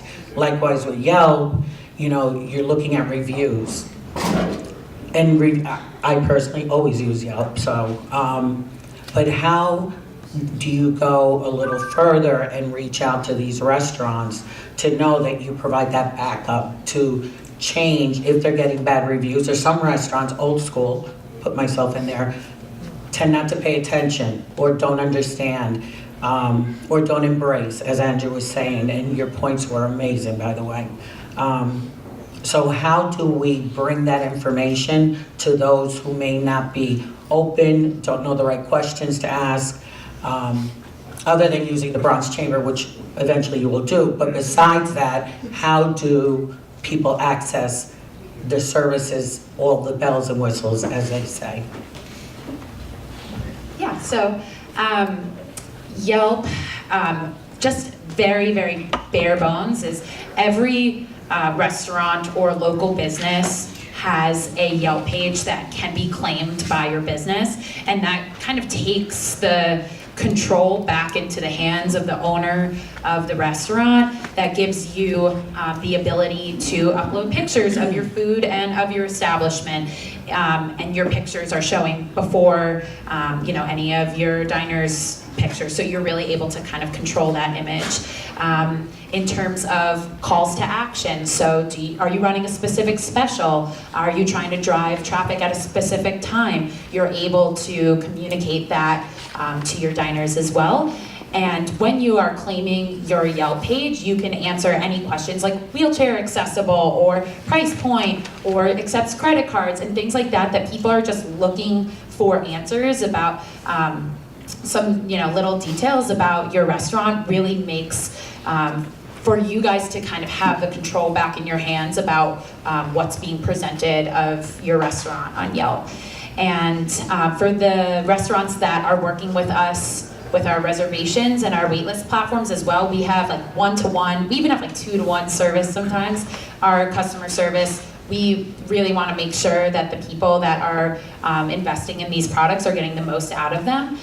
So we have account management team that is consistently working with our restaurateurs to make sure that they have the social media support that they need, that they're able to, you know, really take matters into their own hands. And you know, I guess the question you might be asking is like, well, reviews aren't really in my own hands. Reviews are like in the hands of diners. And I think that while positive and negative reviews can actually be really great signs of feedback, it really gives you an understanding of like what diners are saying about your restaurant. It's kind of an insight and intel into you know, how to better improve your restaurant, for example. So just making up an example, say that you got a bunch of reviews recently where you know, diners commented that the food was really salty. That might be a kitchen fix, or that the wait was really long. Like, how do we help alleviate those pain points? And Yelp has a suite of products and a support team to really help our restaurant partners understand what they can do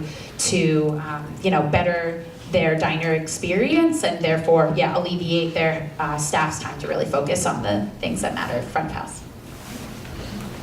And quite briefly, like how do we work with more restaurants? So it's essentially any restaurant can come and contact us, you know, so there's the inbound. We'll talk with anybody, and we'll help work with you to craft a plan that might make the most sense for your restaurant to offer on our platform. Similarly, and going back to a little bit of the data story, is that we do have, you know, salespeople who will proactively go out into the field. If we notice that there are a ton of Italian orders going into a certain restaurant, and we don't have any Italian restaurants in that neighborhood, maybe it makes sense for our salespeople to go and say, hey, would you like to increase your order volume, and you should come onto our platform. And again, it comes back to the essential kind of value prop. We don't make any money unless you make money. So there's almost like a risk-free element to it, but what we're doing is just helping expand your restaurant a little bit more using our platform. Fantastic. I have now to Marco, who's kind of like our unique panelist. you ran an outstanding night market, and for those who did not have the opportunity to share on that night, I suggest you stay on target and following him. You presented tons of restaurants, small businesses. Talk to us about, one, how you reached out to them, two, what technology other than Instagram do you use, and does Yelp and Grubhub and the association and the alliance, what type of work? I would imagine everybody on that panel, you need their services and education to make success of the people who participate in your market. Yeah, so we from the Bronx, you know, my company's from the Bronx, and we realized a few years ago that the challenges that really, are alive for our community is you can't really talk about like email marketing, you can't really talk about like advanced concept yet, for the most part, when a lot of the community or the business community doesn't even have like a landing page or like a proper Instagram, Twitter account or anything like that. So what we did with the Bronx night market, and you know, beyond just like the market, like I explained, you know, we have a community of 250 different small businesses that we give different advices, you know, whether it's like to, hey, how to use a Yelp page, or like, you know, what to do with Grubhub, you know, or how to communicate with different things, or how to target people online through Google ads or whatnot. So the idea is like on a grassroots level, just to kind of create a community that can engage with itself. And I know like Instagram get a bad rap for that, but you'd be surprised that DM on Instagram has been the most effective for us, because that's where most of the community sits. And then we can direct into different stuff, different studies, different letters and whatnot.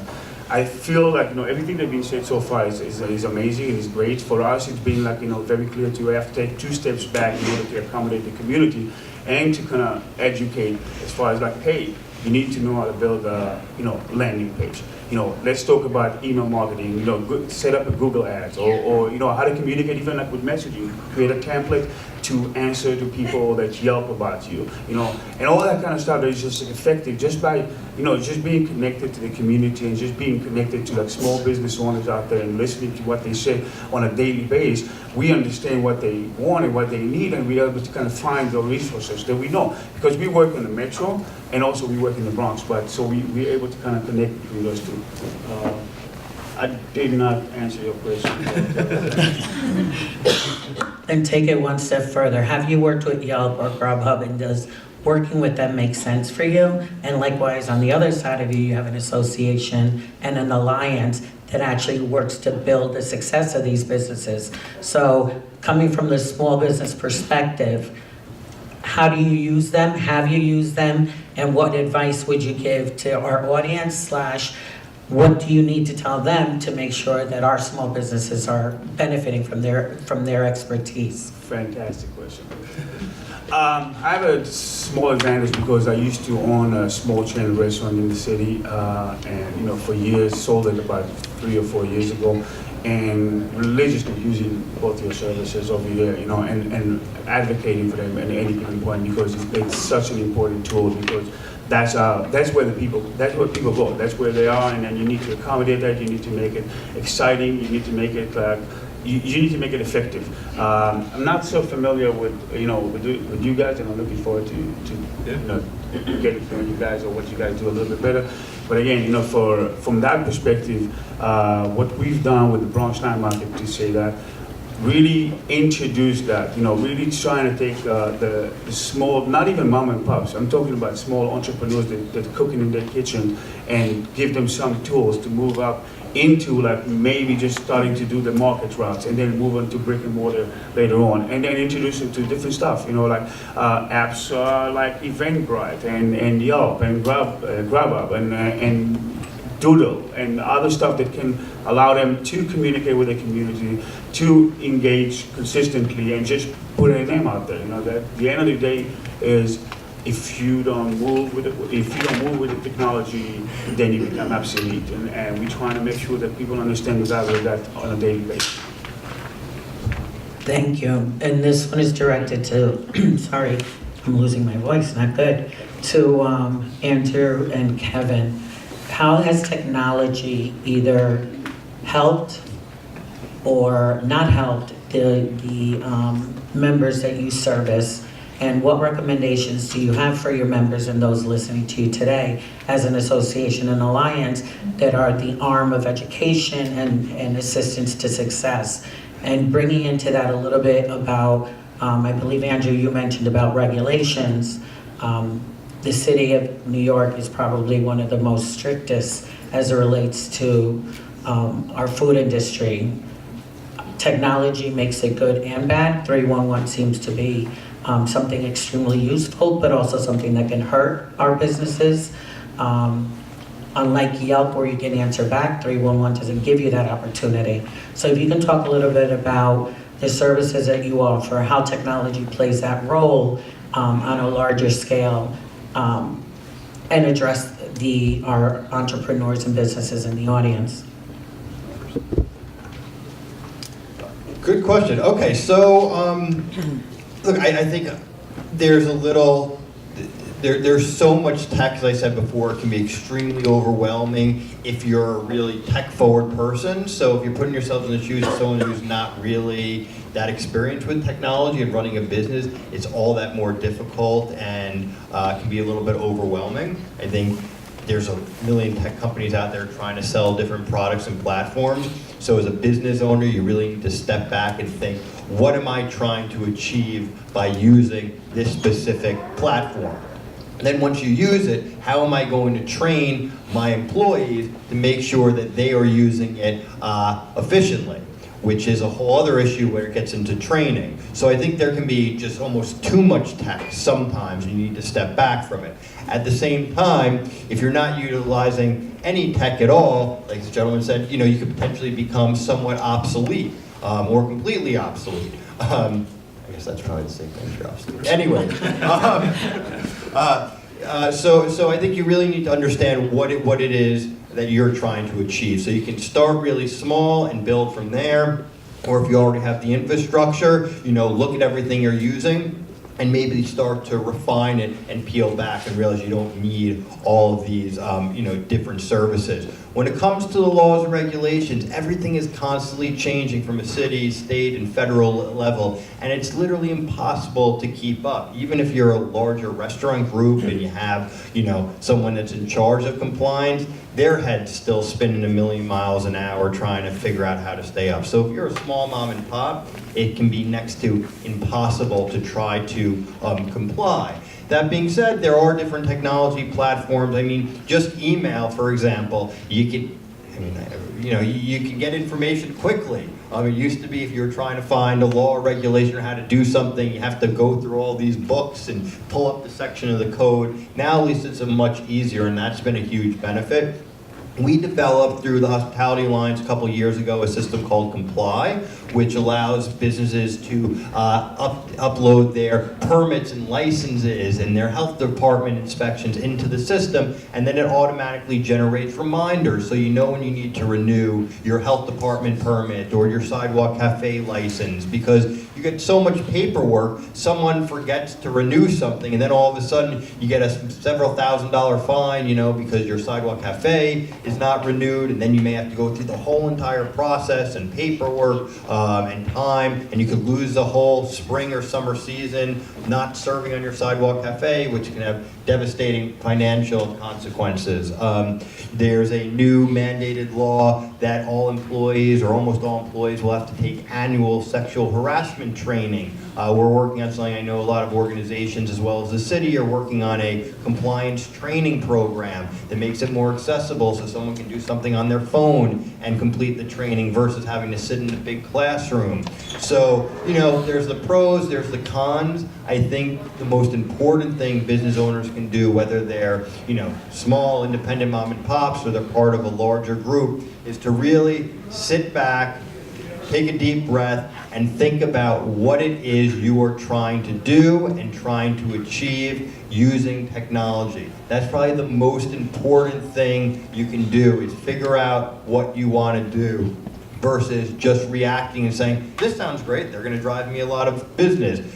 That's great. And everyone should be on, some sort of delivery platform, but if operationally you can't handle the type of business or the volume of business that this platform is going to send your way, well, then it's going to have a detrimental impact because you're not going to be getting food out to people hot and on time. You know, you're taking too many reservations in your kitchen and your team can't keep up. So again, making sure you know what you're going to do, whether it's small, whether it's big, it doesn't matter. Just think about it, plan for it, and, you know, then see how it goes and just be ready to tweak. Yeah, so to echo what was said before, I think Lisa mentioned how New York State has New York City has some of the strictest regulations in the country. To echo that, that's just the tip of the iceberg. I mean, New York State as a whole has the most complicated wage structure in the entire world. We have 12 different minimum wages in the state of New York alone, depending on where you work, how big your company is, what your duty is at your job. So it's super complicated, and as Andrew mentioned, it's almost impossible for people to stay on top of it on their own. So technology comes in handy, to say the least. At the association, IT Alliance, we're working on a program that will help companies stay in compliance with the new sexual harassment prevention training that's going to be out there. But we also do a number of other things. A lot of the stuff we do is a lot of stuff that I communicate to our membership, and that's my primary job is education, is via email. We also host webinars, right? I mean, simple webinars about specific topics that our members can go on and utilize, and non-members, and restaurants, you know, all across the state can go on and get something out of, whether it's walking through some of the new minimum wage rates, whether it's walking through, you know, how to be compliant with the ADA, a lot of other things that are happening now in the space that are very complicated to sort of stay up on. You know, that's our goal, is to make sure that our members are aware of it, and restaurants as a whole are aware of it.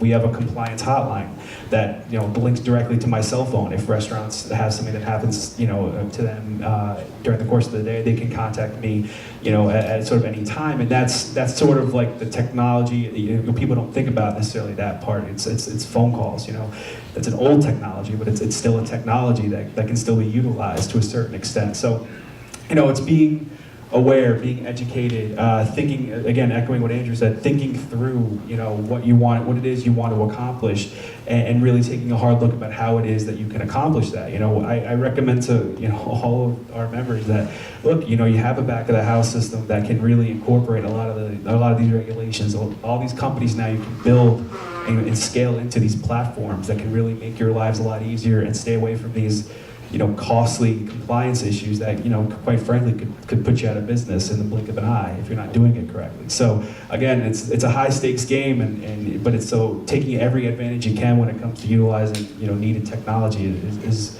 more important now than ever before. Just say one more thing. Just really quick, you know, I think especially, you know, when you're talking about the Bronx, you know, people are so connected to food. It doesn't matter where you're from, what your income is, what your background is.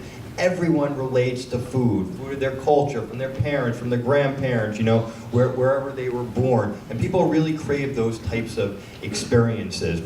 And now for next to nothing, you can really promote your story, and people care about those stories. So when you think about like Facebook and Instagram stories, if someone isn't used to using technology in your business, that's a great place to start, because if you can put together a quick little video, which is really easy these days, you know, on Instagram, on Facebook, it's a great way to drive traffic and tell people what your business is all about. They may not care about the back of the house technology that you're using, but they love if you're still cooking, you know, your grandmother's recipe, and they can go in and kind of get a slice of, you know, your experience while they're in the walls of your restaurant. So that's a great way where you can just begin using technology to tell your own story, drive traffic, drive awareness. You don't need a big marketing budget to go take out, you know, ads in, you know, newspapers and everything. You can really bootstrap it. And again, it's about sitting down, talking about the story that you want to tell. And if you tell your own story, people will be attracted to that. And like I said before, even though technology, in a sense, can replace people,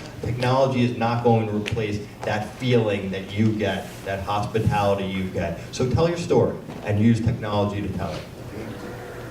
Thanks. I like what Andrew just said about videos, because that's kind of promotion for my company. The setup. Yeah, setup. You know, it's true. You know, it's true about technology, and understanding the, you know, especially small business owners. You know, like I'm talking about real, like, you know, small business owners. to understand that it gets overwhelming sometimes to get from zero understanding of what's going on technology and online, and then getting all those apps and all those applications and all those like websites that kind of recommend that, you know. And I think like what the key is to kind of sort of create like a simple explanation and understand like what they need is, and education is key. Basically, before anything, what we try to do is just educate them to understand what they need, you know, and that's what it is. You know, it's not just, don't get overwhelmed by everything that's out there. You know, to just find out what you need, what's your business model, what you're looking for, who in the industry does similar stuff like that, and then we'll kind of help you find the correct tools to use. So that's from my perspective. So Rachel, I have one question for you. I'm running out of time and voice. So what I'd like, I have one question just out of curiosity. Then I'd like some end words that you can leave our audience with, and then I'll turn it over to the audience because I know you have tons of questions and I want to give them time. You mentioned at the very beginning that Yelp had a restaurant service or something directly. Can you explain that a little more? Because I don't know about it. I'm not sure how many people in the audience may. Yeah, certainly.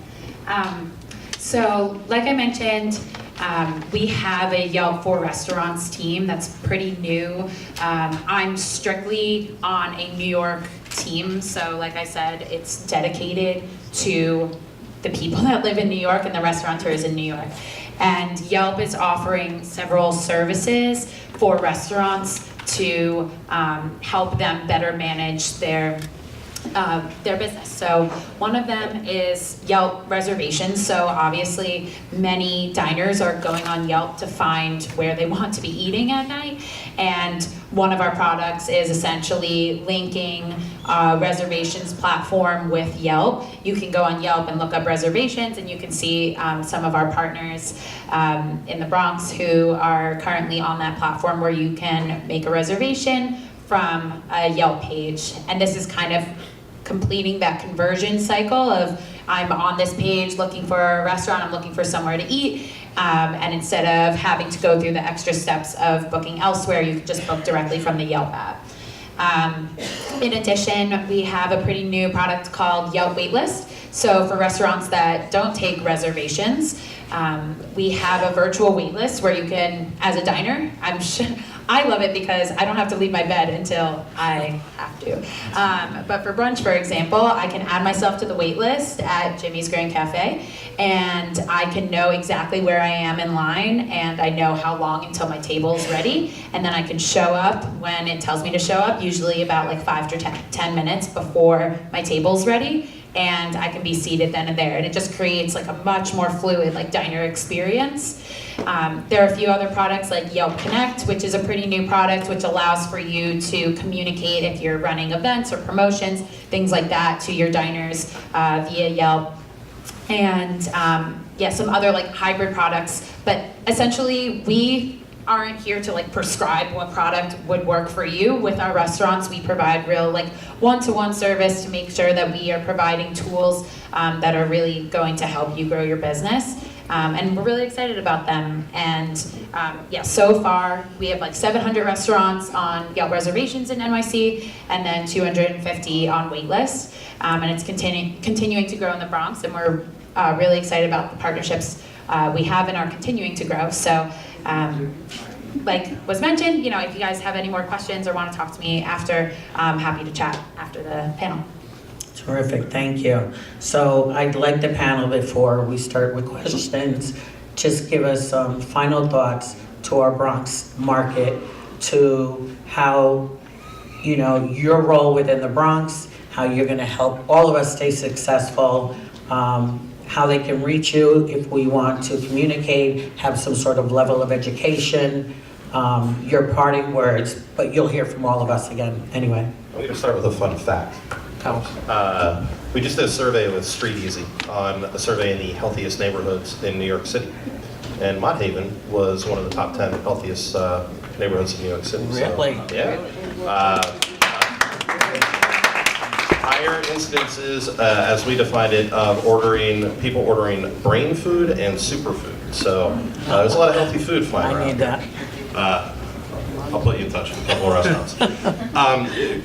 real quick, at the end of the day, if we're working with you as a restaurant, we want to work better with you. If we're not working with you, we want to work with you. If you're looking for a job, we want you to work for us. So anything that we can do, again, with Seamless, we have been an iconic New York brand for 20 years. We've been deeply in the community, and we want to further that. We're celebrating our 20th anniversary. We've got a whole lot of stuff happening this year with Seamless. We want to celebrate. We also want to tell the stories of the people that have been with us on this journey along the way, from the restaurant perspective, from the diner perspective. So, again, I'll be around afterwards if anybody has any questions or anything like that. I'll route you to the right people. If you're getting great qualities of service, I'll find the right people to give kudos to. If you're not, I'll find a way to make it better.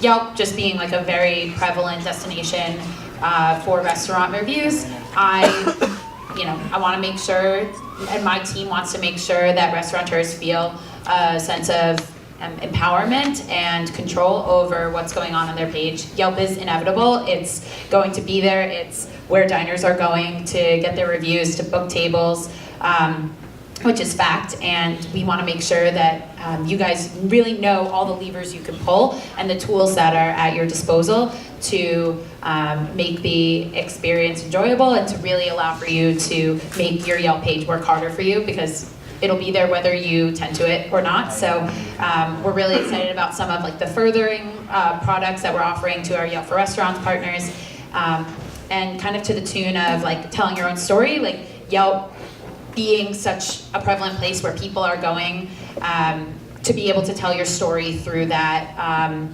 platform. We are happy to help you guys with that and are very excited about the partners we're working with and for the partners that we will work with in the future. So come chat with me after, and thanks for your time. So the Bronx Night Market is going to start at May 25th this year, and we'll have double the times, double the vendors. We're going to go bigger and better this year. We're going to grow the community, so we're going to be announcing in the next couple of weeks, accepting different vendors and performers and all that. We're excited for that. Just make sure that you do one thing. If you do it, just support your local businesses and make sure that they thrive. Okay. Nice.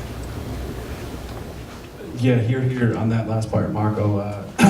Get out and support your local restaurants. The restaurant industry is only as strong as the local establishments. The Restaurant Association is here to help business in any way we can. We're here to help. If you have questions, concerns, need help finding technology that will help you accomplish your goals. We're here to help you in that endeavor every step of the way. We like to work as a partner. We're here to serve every community across the state, and hope to hear from some business owners who have questions, and maybe we can help. So. Yeah, same thing. New York City Hospitality Alliance here to help provide guidance.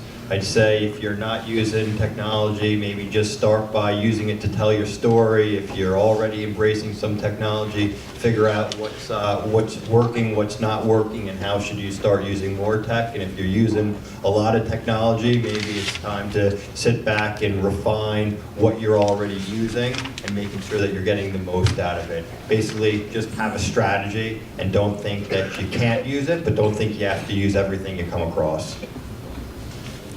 Fantastic. So I am opening up the floor to questions. I've been told I can only limit it to about 3. I'll sneak in 4. 4 questions for our panelists. Who has a question? The young lady in the back. Hi. Hello. I have a question for you. As technology increases, so does the need for traditional labor force, frontline and back of house. So hostess, cashiers, line cooks, that traditionally appeal to entry level and immigrant populations. So in terms of labor force projections, where do those populations fit in the next 2, 3, 4, 5 years? And how can a workforce program take advantage of that information to partner with you and prepare candidates for those positions? Good question. That's a whole panel or a series of panels. Yeah, so, that's the great thing about the industry, that it does allow for, a lot of different immigrant populations to, to get a job. I think one of the things that we hear is that, there's a lot of high turnover in the industry.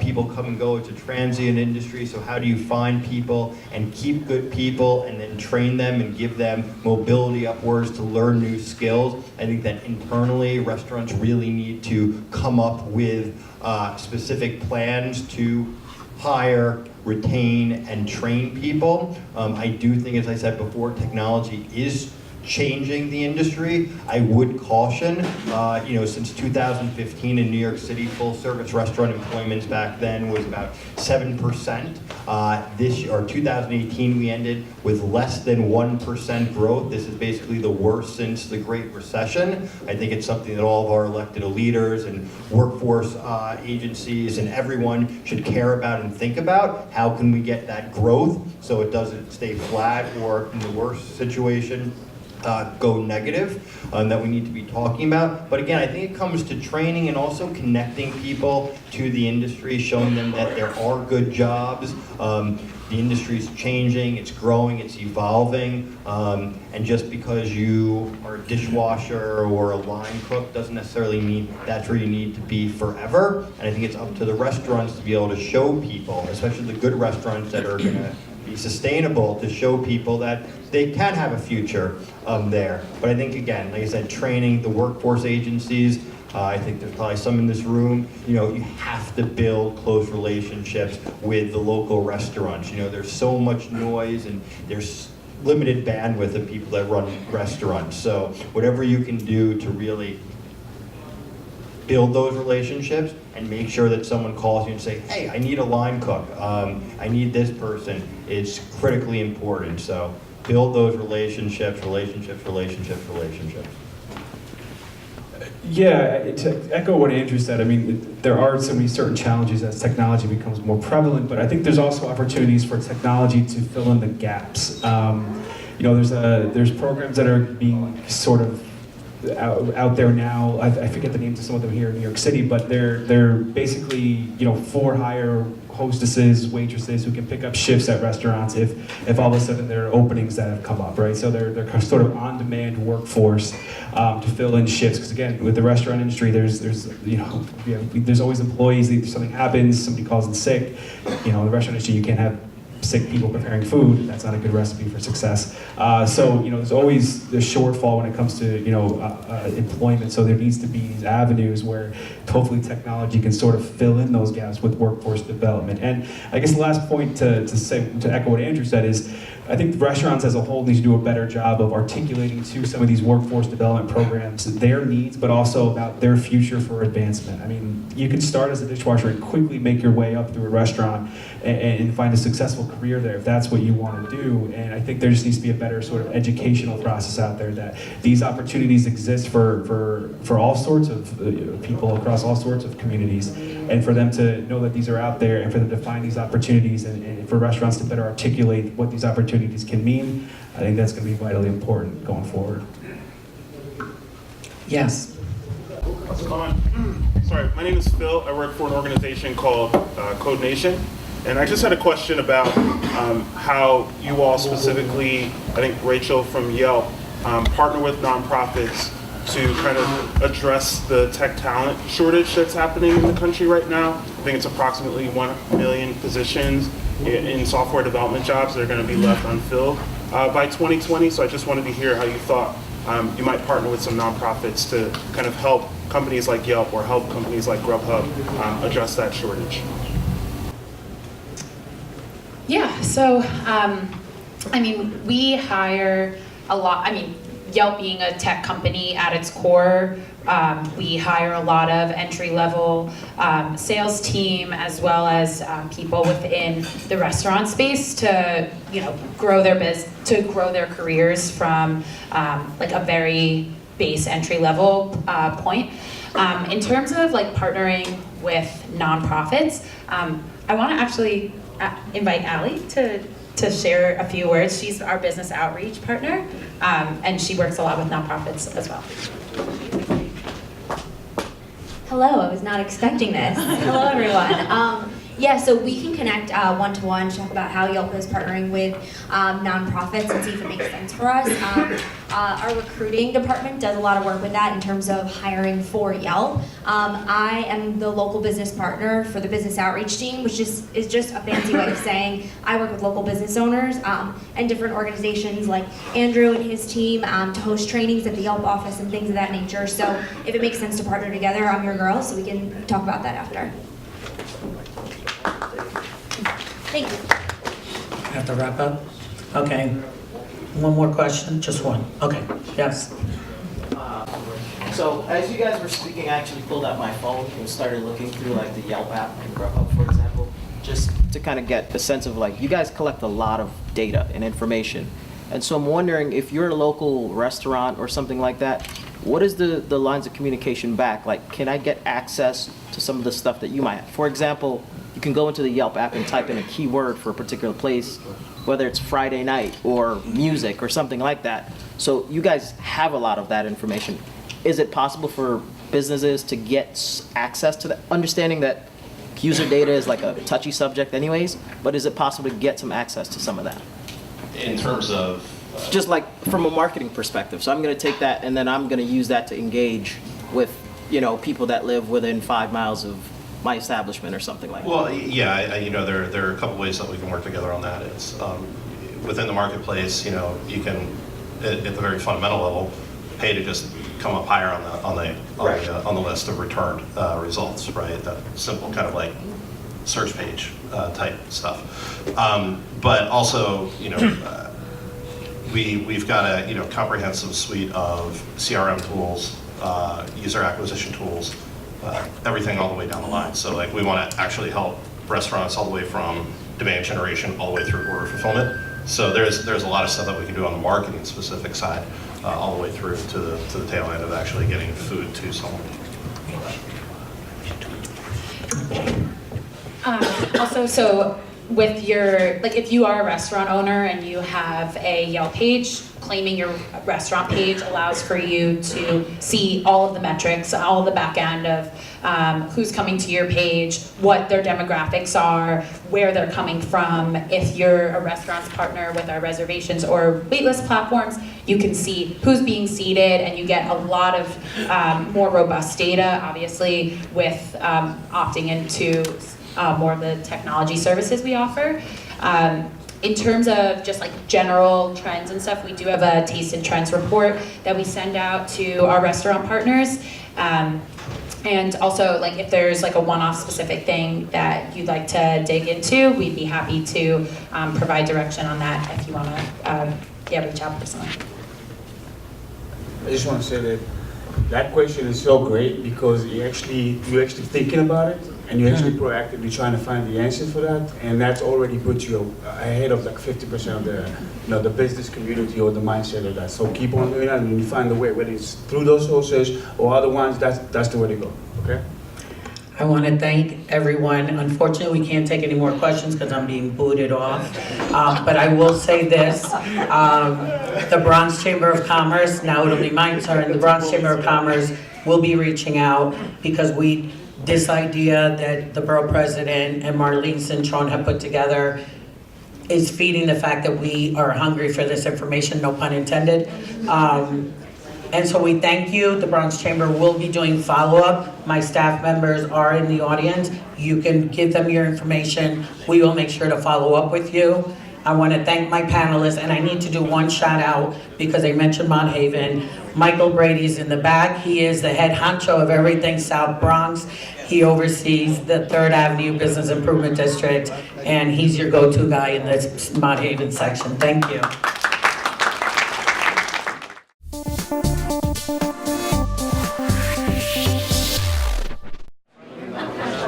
So good morning, everyone. I want to thank Dirk and Borough President Diaz. My name is Charles Platkin, and I'm the director of the Hunter College New York City Food Policy Center and a professor of nutrition at Hunter College. I also have a lot of experience in the tech world. I co-direct the Hunter College Health Technology Center, and I also incubate young technology companies in New York City. And so I sort of am excited to be here today to be able to combine what I know about health technology and what I know about food. I eat a lot, and I use my phone a lot. And technology has been very important and can solve many of today's problems, as I believe. And we have a really great group today for the future of food tech innovations in the Bronx. We're pleased and excited to hear from our expert panelists. Thomas McMillan, he's the VP of Corporate Strategy for Baldor Specialty Foods. Daniel Romanoff, the President of Nebraska Land.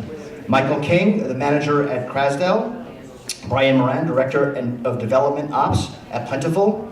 And Jose Salcido, CEO of Trelio. Trelio? Right. Okay, I'll let you say it. And what I'm going to do now is I'm going to let the panelists introduce themselves, and then I'm going to come and sit in front of them and sort of moderate the discussion. So this is the last you'll see of me.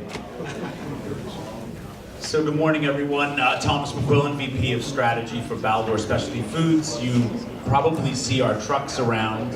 On any given day in the city of New York, there'll be 340 trucks making their way around the city, and we are delivering mainly produce. 75% of what we distribute is produce. 25% is specialty foods, things other than produce like frozen octopus or chocolate or delicious olive oils from Spain. Within our produce area, we own a company called Baldor Fresh Cuts, where we process over 1 million pounds of produce a week.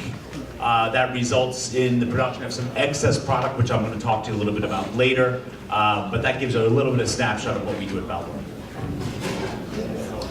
Hi, I'm Daniel Romanoff. I'm the president of Nebraska Land. We are right here at Hunts Point Market, and we deliver meat to supermarkets in the We deliver meat to supermarkets in the Northeast, primarily in the Bronx and the other boroughs. We're very happy to be here. We work very closely with the Bronx, and in terms of what we do, we have technology in every step of our process, from receiving our merchandise, our drivers. So I think it's a very relevant discussion, and we're very happy to be a part of it. Morning, I'm Michael King. I'm from Krasdale Foods. I'm responsible for government relations and retail services. We are a 110-year-old company, family-owned. I was not around when they started, just in case anyone was wondering. All right, I've seen the looks that everybody faces. We are located in the Hunts Point Market, actually right next to Nebraska Land there. We do service all our banners in the city, well actually the Bronx too, but around the city. We are the Seatown and Bravo supermarkets. Krasdale is the wholesaler, supplier, and main office for those stores. So all stores are independently owned and operated. We just give them the tools to make them successful. Good morning, buenos dias. Anyone of my Spanish speaking people here? My name is Jose Salcedo. I am the CEO of Trelio. Trelio is a four-sided marketplace. We essentially allow consumers to order from restaurants and supermarkets and have it delivered within an hour. We also provide employment for anyone in the Uber world looking for employment. We also provide turnkey solutions for supermarkets and restaurants, very similar to some of our colleagues here, but we also help them with their marketing and engagement. And we also work with Hispanic CPG companies to help connect with key influencers to get their brands out. And Bronx born and raised. So unfortunately, I'm a transplant. My name is Brian Moran. I'm the Director of DevOps for Plentiful. Plentiful is a software project we started about 2 years ago inside a group called the Food Assistance Collaborative of New York City. It's CityHarvest, United Way, Mayor's Department on Food Policy, HRA, EFAP, and a couple state agencies. We built a software product that reduces wait time at food pantries while gathering valuable data and increasing client dignity and helping people find food pantries. Over the last 2 years, we started with no pantries, and we're about 185, 186 active at the moment, with about 56 of those being in the Bronx. Just for reference, last year we served about 35,000 families in the Bronx, a little over 200,000 meals in total for family pantry bags. Our main goal, though, is to modernize the pantry environment, reduce wait times drastically, and really kind of bring a level of elevated client dignity to what is otherwise a very rough situation that people are in when they're visiting pantries. So let's just jump right in. So starting with you, Brian, can you just sort of walk through exactly what happens and exactly what someone has to do in order to be able to use your Plentiful? Yeah, so we have both, and I know probably a question later on about technology, but we have both a website, an SMS platform, which is our primary platform, and an Android app. It's as simple as texting food to pantry on your phone to get started. It asks you a few questions: what's your name, what's your zip code, to help find pantries around you, and connects clients with food pantries, and they can then make a reservation app. So pantries typically used to wait online for, we measure in New York City, the average was an hour and 26 minutes to get food. With reservations, we bring that down to about 4 to 6 minutes. It really, and you do that across 200, 300, 400 clients, some of these pantries on a daily basis, the time savings really add up for people. And you also aren't standing out in the environment. But it allows people to find pantries, make reservations at those pantries, and for the first time ever, at a citywide level, almost, we now about 30% of the pantries in the city see deduplicated results for pantries as to serve statistics, where people are coming from. Is there a certain neighborhood that's underserved or overserved based on the number of people visiting pantries from different zip codes and where they're going and travel habits? So basically, you're taking you're putting dignity to some degree back into if you go into a pantry and cutting down time frame and making it easier using technology, and then using that data to. I'm just going to make sure I get this right. They're using that data to sort of see if there's underserved communities and populations and so forth. Is that? No, exactly. I also use this communications platform. Right now, actually, as I'm talking, I know my developer is sending out a message to about 120,000 families across the city, informing them about the situation on SNAP and EBT at the moment. Just with the shutdown and everything in mind, we've got an unprecedented way to reach a population that otherwise has a hard time hearing about these things. They might not find out until it's too late. Gotcha. So leads into my first question, which is technology has immense potential and power to solve some of the most pressing food system problems, including sustainability, hunger, food safety, and food waste. These are very important issues here in the Bronx, as we all know. And what is unique about food tech development in the Bronx as opposed to other areas in New York City and other urban centers? And what opportunities around food tech should we be focused on for our future? And I think maybe Thomas, you could take this the first question. You guys distribute a lot of fruits and vegetables, in the city. You're based here in the Bronx. What can food tech do, or what can technology do to help some of the problems that you have as a business, but then also to your customers, the end user? So I very much appreciate that question, because the first step is we need to begin to appreciate that a much greater portion of the food under our management is edible. We tend to waste, and I do not like the W word, but in that instance I used it. I don't like to ever refer to food as a product that should ever be wasted. We need to get that out of the lexicon. We need to stop talking about food as something other than 100% usable. That means if we eat an apple, a portion of the apple is going to be consumed by us. Some portion could be consumed by an animal, and at the very least, the remaining needs to be composted. We begin to appreciate 100% of the value of that food item and the use we can glean from that either immediately or sometime in our future. When we start capturing 100% of the use of the food, then we no longer have an opportunity to waste it, and so we don't have to control food as a wasted item. In 2015, I attended a conference at Stanford, and I was listening to major corporations talk about plans in 2030 and 2050 to reduce food waste. And I was getting so frustrated that when I was given the mic, I said, Baldor Specialty Foods in 2016 will be a zero organics to landfill company from fresh cuts production.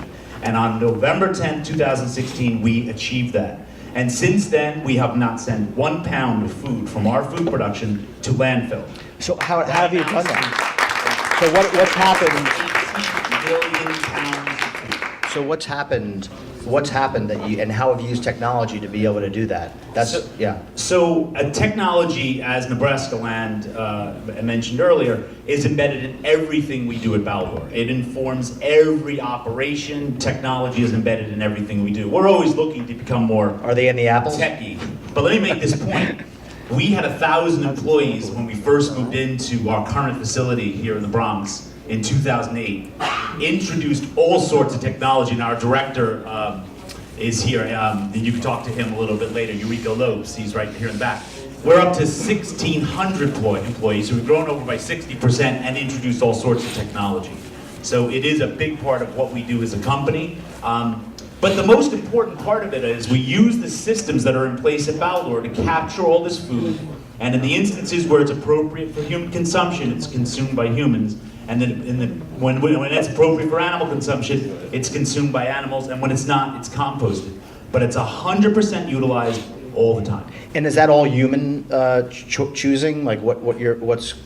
To a certain extent, but there is some technology in place. For example, all of the fruit and vegetables that are cantaloupes and honeydew get captured and are tested on site for any kind of presence of a bacteria before we food process those. That happens 2 days before. So we're using the most up-to-date data to make sure, technology to make sure that we capture that information before we ever food process it to keep our food safe. So we're constantly finding ways to use technology to make sure we keep our food supply. So this question is for the three of you. Not that you guys are important, but I guess I'm wondering is you must be pitched constantly on new technologies in the food industry. I mean, this thing does will track your meat from origination, and you implant this, it'll tell you who eats it. I mean, I'm sure there's tons of things that are going on that we would love to know about, and what's the most promising that you've seen out there?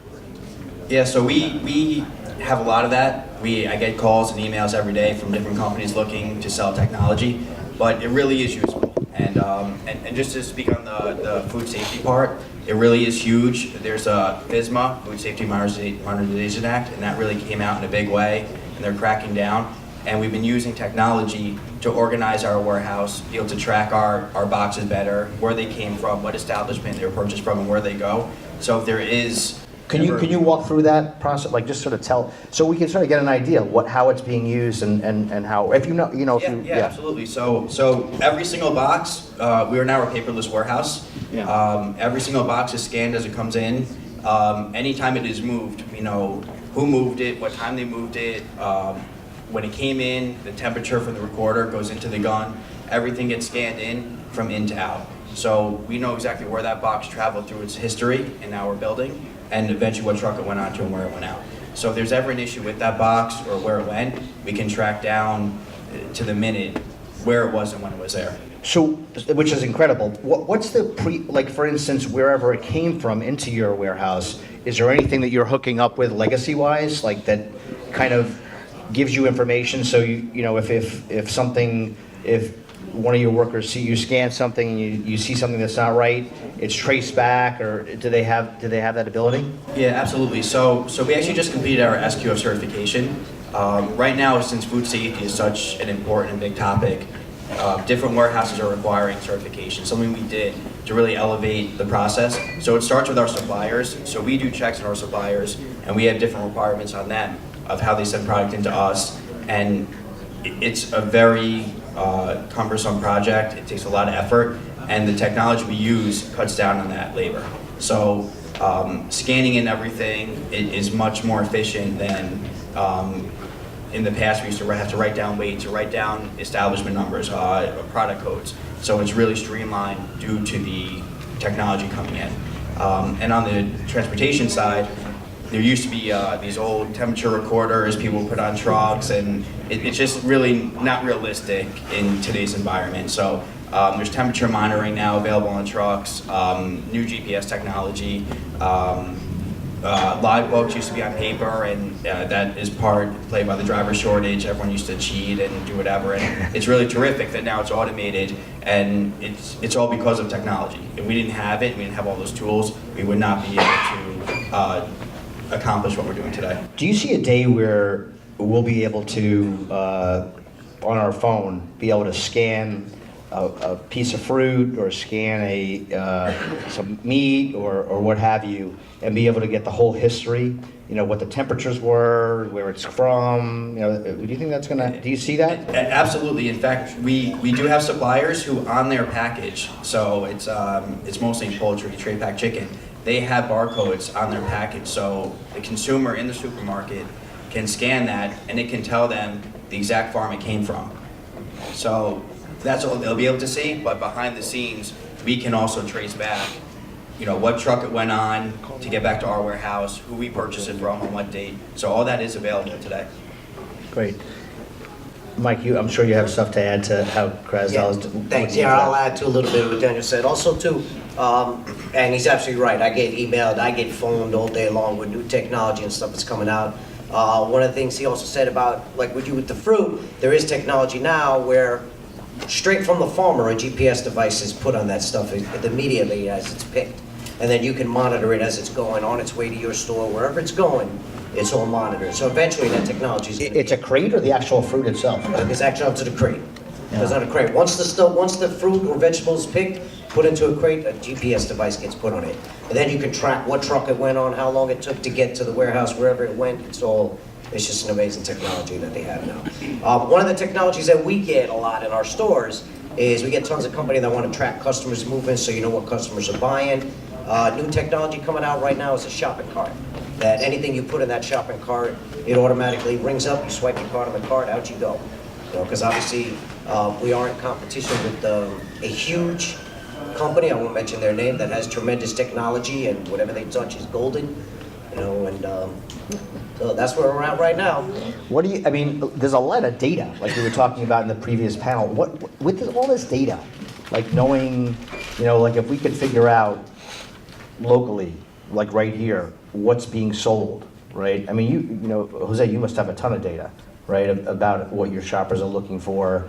You think there are advantages to sort of nudge and boost healthier eating? Have you thought about that? Absolutely, and I mean, still to this day, there's still very little shopper data because of the penetration of where e-commerce is at on the grocery level, for example. But Charles, via our platform, we'll be able to see, hey, we noticed that Charles on Friday buys avocados, Roma tomatoes, onions, and cilantro. Pizza. Right? So our system is saying, hey, I think Charles is looking to create guacamole. Why don't we give him a sale from this particular brand, and then also, engage, right? So there's different ways where that can be done, and I think one missing element is the attraction of social media. A lot of engagement is done via social, right? So a lot of platforms are not really truly connected, or a lot of the supermarkets or retailers or distributors have yet to really penetrate what the general consumer really is up to and spends 10 hours a day on today, right? So I think that's a major opportunity, and that's something that we were looking to capitalize on, not only for the good, but also to kind of like, when it comes down to sustainability and then other big key data that we may need, health-wise, especially here in the Bronx, where we're driving, trying to make people healthier, and I think that'll be a great way to do it. So I have more questions for you, because I was really looking at, I researched all of you pretty heavily, except for Thomas. But I was wondering, what about like Fresh Direct? Doesn't that scare you that, here they have sort of a similar, I mean, not completely similar, but a close enough platform that if they see you doing well, that they're going to sort of go into these specialty niche markets. And then I think, wow, this is such a great idea. How do you kind of use technology to stay ahead of everybody? And then I have another follow-up question.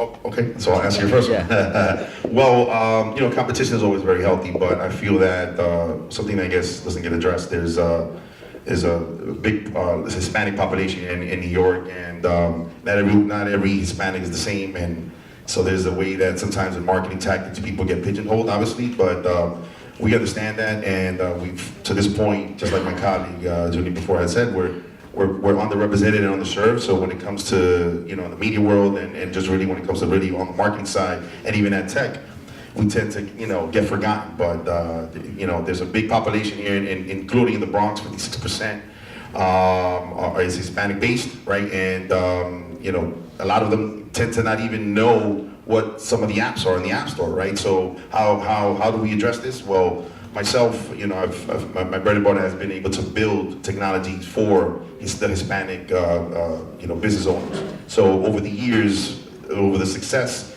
it's been a way to kind of like have more awareness, right? Not only via social media, where they consume every day, but also finding other ways to show them that this can, essentially take them to the next step. So one of the examples is we're trying to address the EBT and SNAP solution, right? So That was my follow-up right, question. absolutely. So with the farm bill, right, that just got approved a year ago, Walmart was only allowed to really do the pilot program. So now they kind of opened up the door for us. So we're not only addressing that, but we've noticed that many of the Hispanic SNAP EBT users are purchasing goods and sending it back home. So we're actually building a technology that allows them to track whatever packages they'll be able to send back home on a So it's talking about EBT and SNAP. So you're taking EBT and SNAP.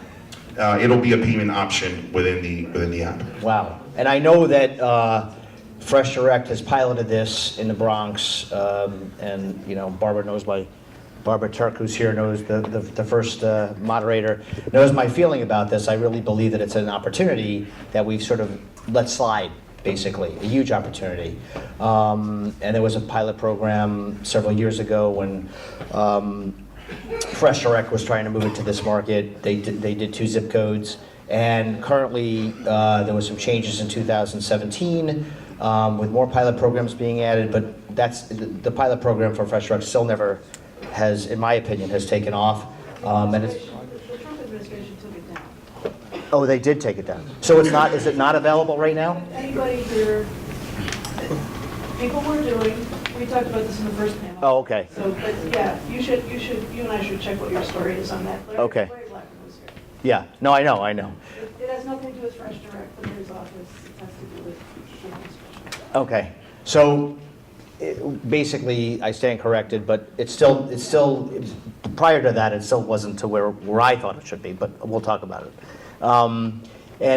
So you'll be able to have that really soon? Yeah, so we're in the process of building that out, and then but it's beyond that, right? People, when you were mentioning a little bit about Fresh Direct, essentially, 1 out of every 5 families are Hispanic that receive SNAP, right? So, but if you're not a brand, if you're not a retailer that doesn't address some of the products that they, we get to try from back home, authentic, we're not, essentially, they're just not gonna shop you. So, but we're looking to offer, since we're a 4-sided marketplace, we're offering other, some of the other partners, not only some of the retailers, but also in an employment side, to be able to provide additional value so that when we do approve that and that gets approved, we're already, further steps ahead. That's amazing. So moving along, we talked a little bit about food safety and transparency. I'd just like to look at those 3, and hunger. I'd like to add that to it. What other technologies are you seeing that help along these lines? Open to any panelist. Yeah, so in terms of safety, it's not only about food safety, it's also the people who work and safety for them. And we're seeing safety enhancements through technology across the board. So for example, on our trucks, we have forward-facing cameras. They face the road and the driver. So we're able to monitor driver behavior, see what they're doing wrong, and start coaching them and fixing that before they get into an accident. In a warehouse setting, they have monitors now on the electronic equipment, the forklifts and the machines. So if there's too many gravity changes, it stops it, the manager can look into it. So we're seeing that all across the board, and just to have a cleaner, more friendly environment that's safer for the people who are working and also safer for the food that's in that environment. And what about automation in jobs and artificial intelligence? Just thoughts briefly about, from any panelist, about many of your businesses move towards automation. What are you doing to ensure employment and to increase employment? I'm sure that's on people's minds. Yeah, we have a lot of automation. A lot of the technological changes we made have made it more efficient, where jobs have essentially not been there anymore. But what's happened is we replaced those jobs with more quality functions, growth. So we've been hiring every year, and our employee count has grown every year for the past 25 years. So there's always somewhere to put those people and somewhere more helpful to put them in the company and to grow and to provide a better service. And this is again open to the panelists, and maybe Brian or Zay can sort of think about this. What what's sort of the proudest data usage that you've had from, all the data that you've had, that you've used to an advantage that actually helps the end user?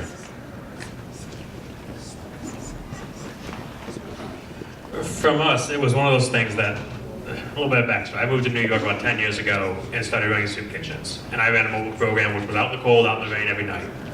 And I always had this impression that, like, okay, food pantries are better. They're not in the cold, not in the rain. And you go out to food pantries and you see these lines. You see these massive lines.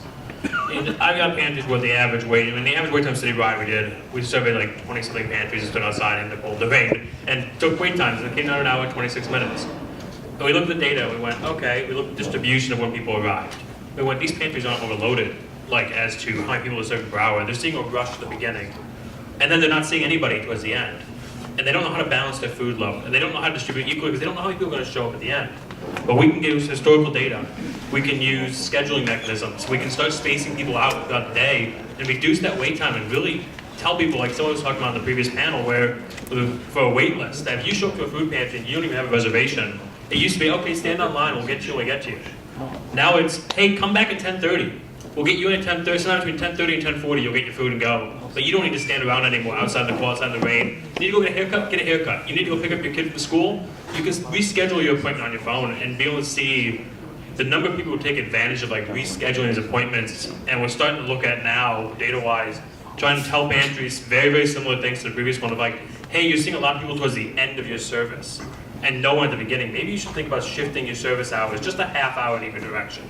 Things like that, we're starting to see the data for the first time, as well as the first time in the state's history, deduplicated results of pantry visits. There's always been this concept of people go to 3 or 4 food pantries. So we're finding out, by and large, that's not the majority of the population.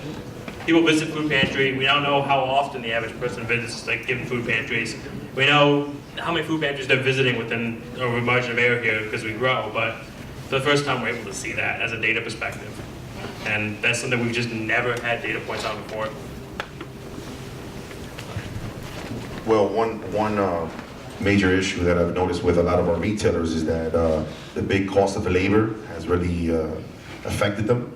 So technology actually provides new ways for them to essentially provide new jobs. So not only the person who was a sixth cashier at a supermarket, for example, now is actually picking groceries and is using an iPad via the aisles, right? So not only that, but then there's also, we're living in a world where the average person who works an on-demand platform, right, let's say as a side gig is averaging about $8,000 additional side income, right? So everyone's out there trying to hustle and trying to, really, keep up with the economy. But we've noticed that with the surge of mobile use, I know there's some issues with people trying to being able to order online because of the, not having broadband at home, but a lot of the Hispanic population, for example, consumes the internet mobile first. So they're on their phone, they're on the go essentially, right? And they're WhatsApping back home, right? So we're finding that it's not just, we found one key data that we found is that it's not just having a mobile app, it's offering an omni-channel solution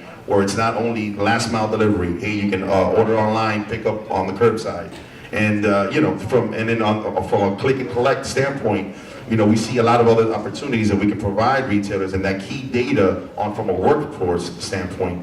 Not only can we do that, but we also see that there's going to be jobs that still have not been created, that don't exist today, that some of our youth who are essentially looking for employment will be doing in the next couple of years.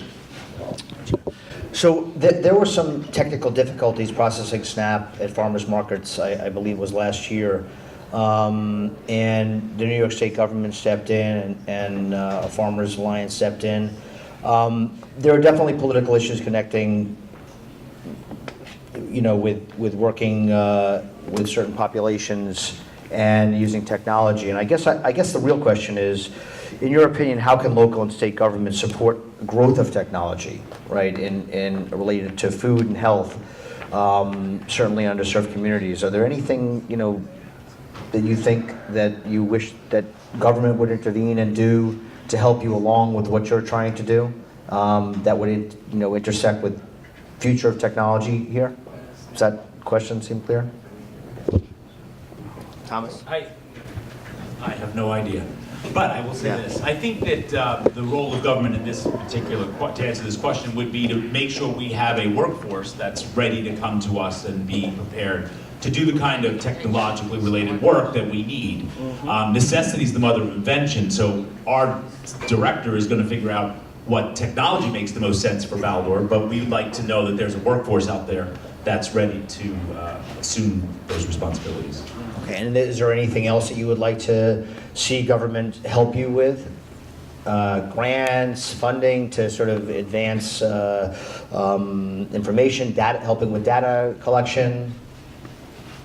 Well, to kind of piggyback on my colleague Julian's conversation earlier, at least on my end, in the startup world, Hispanic and Latino founders are just, represent 1% of overall funding, right? So definitely the support to see, we have, we're tackling on a big issue, and, and food insecurity is a big thing. A lot of people who are on SNAP is a lot of young kids and older seniors. So what we want to do is, be able to provide additional resources, for example, in senior homes, to allow people to be able to order, for example, online, and then be able to have it delivered, right? So they a more well-informed customer ends up, allowing us to do a better job of that. So that's something we want to definitely be able to continue. So from a scale standpoint, we've been working, for example, with the Office of the City of New York's CTO, department, and creating programs locally, not only here in the Bronx, for example, in Washington Heights and Inwood, where the community gets really involved with a lot of the outstanding issues, but then using tech to really disrupt that, right? So we're all about, self-disrupt before we kind of self-destruct. What other, do you know of other food tech disruptors that are happening in the Bronx? That you could talk about?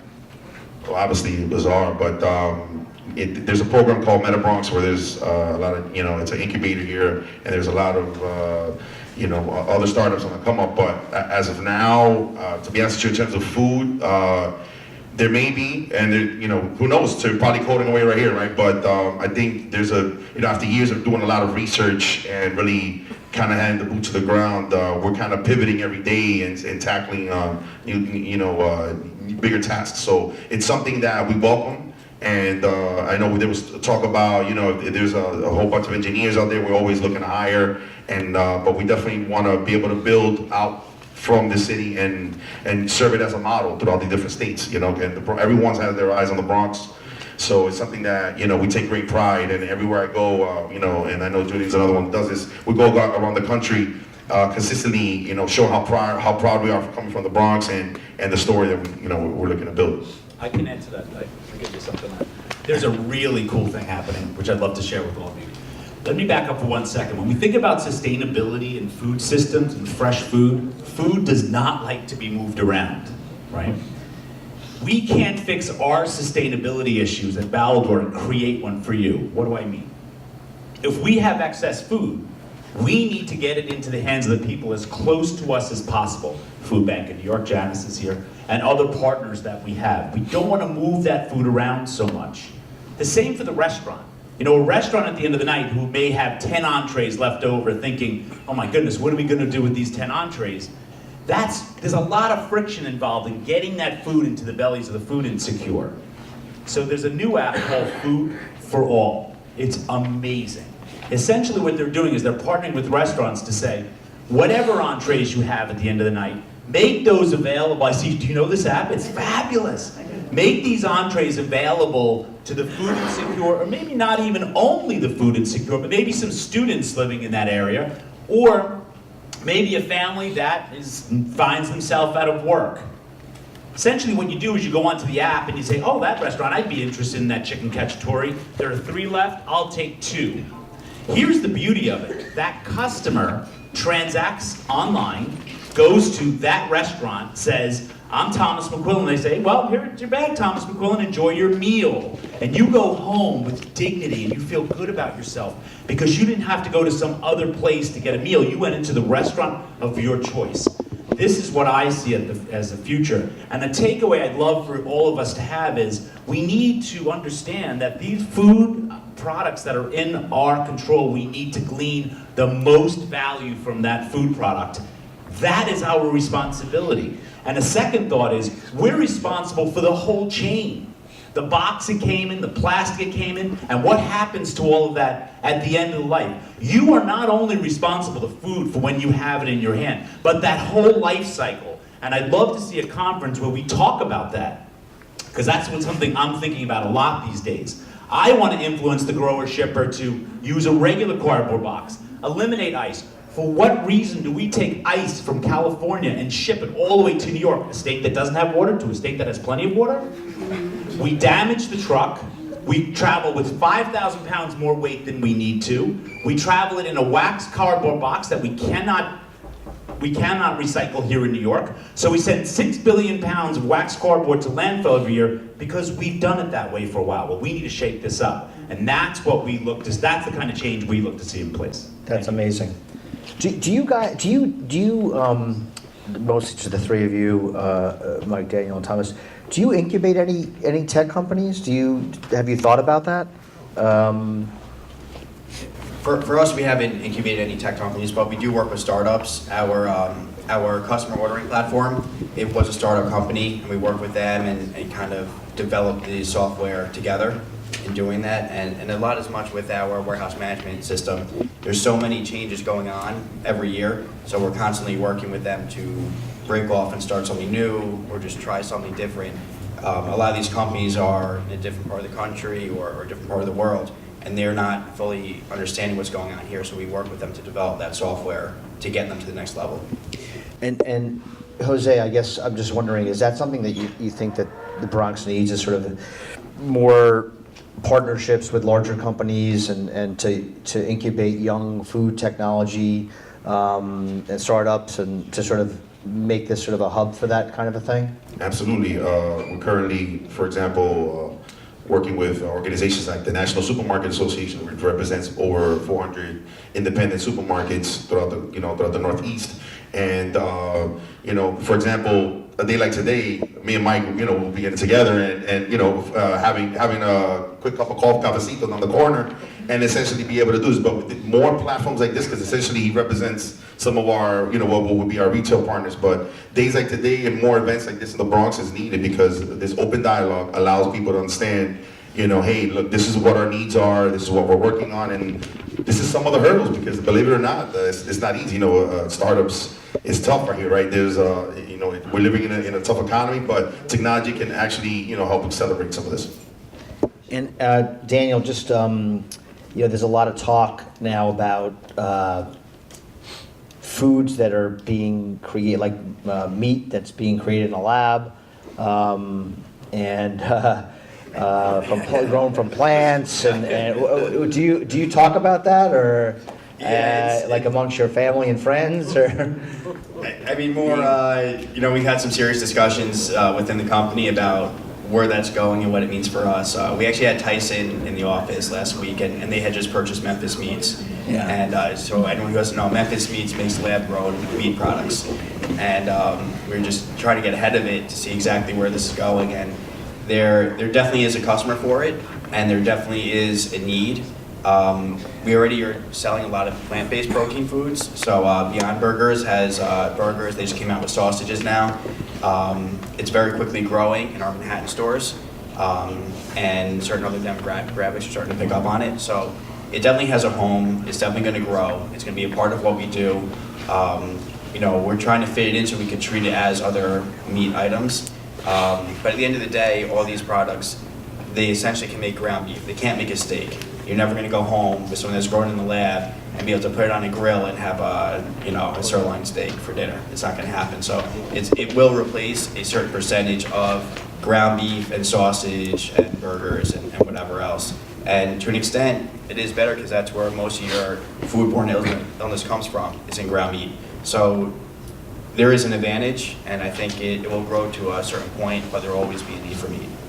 And one of the things I just interviewed it's called Food Safety News. He's a top attorney, around the United States, and I asked him a question about has food safety gotten better, because we were talking about the tracking and information and so forth, and he said no, it's actually gotten worse certainly in the last, from 2017 forward, he's seeing, a plethora of cases. And I wonder, with all the food tech that we have going on, and all the tracking that we're doing, why is it getting worse, do you think? I mean, anybody, it's open to anybody, but before the shutdown, this is 2017. Yeah, no, and we have seen a lot of recalls came out last year especially. Yeah.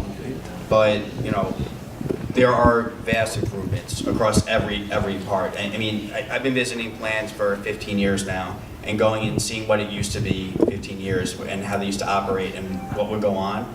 It's such a tremendous difference. The cleanliness, the processes they have, the technology of the cryovacking, their whole safety process. Everyone has these safety plans now, where in the past it was kind of like just something they kind of had to do on the side. That safety plan now dictates how they operate their company. And as much as distributors, I'm sure we all have the same thing. We all have safety managers now. We all have safety as a priority.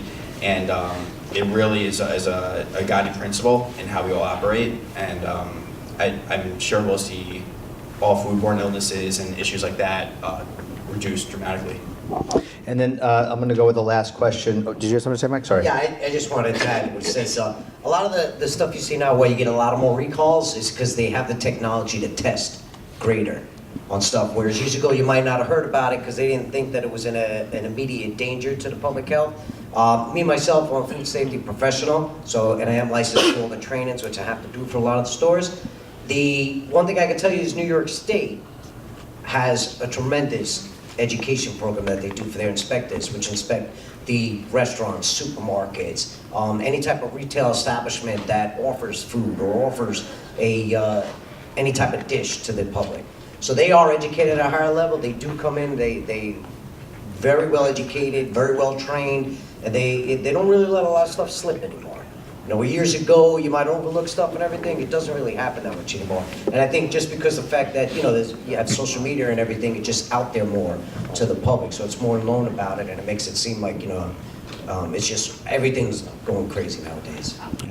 So my last question for Brian, you've managed to be involved in something that's there's a lot of partnerships. Can you talk about that and talk about how it's been incredibly helpful and the technology part of it and so forth? Yeah, so sure. I operate within the New York City Food Systems Collaborative, which is a group of nonprofits, state agencies, city government, all brought together under the Helmsley Charitable Trust.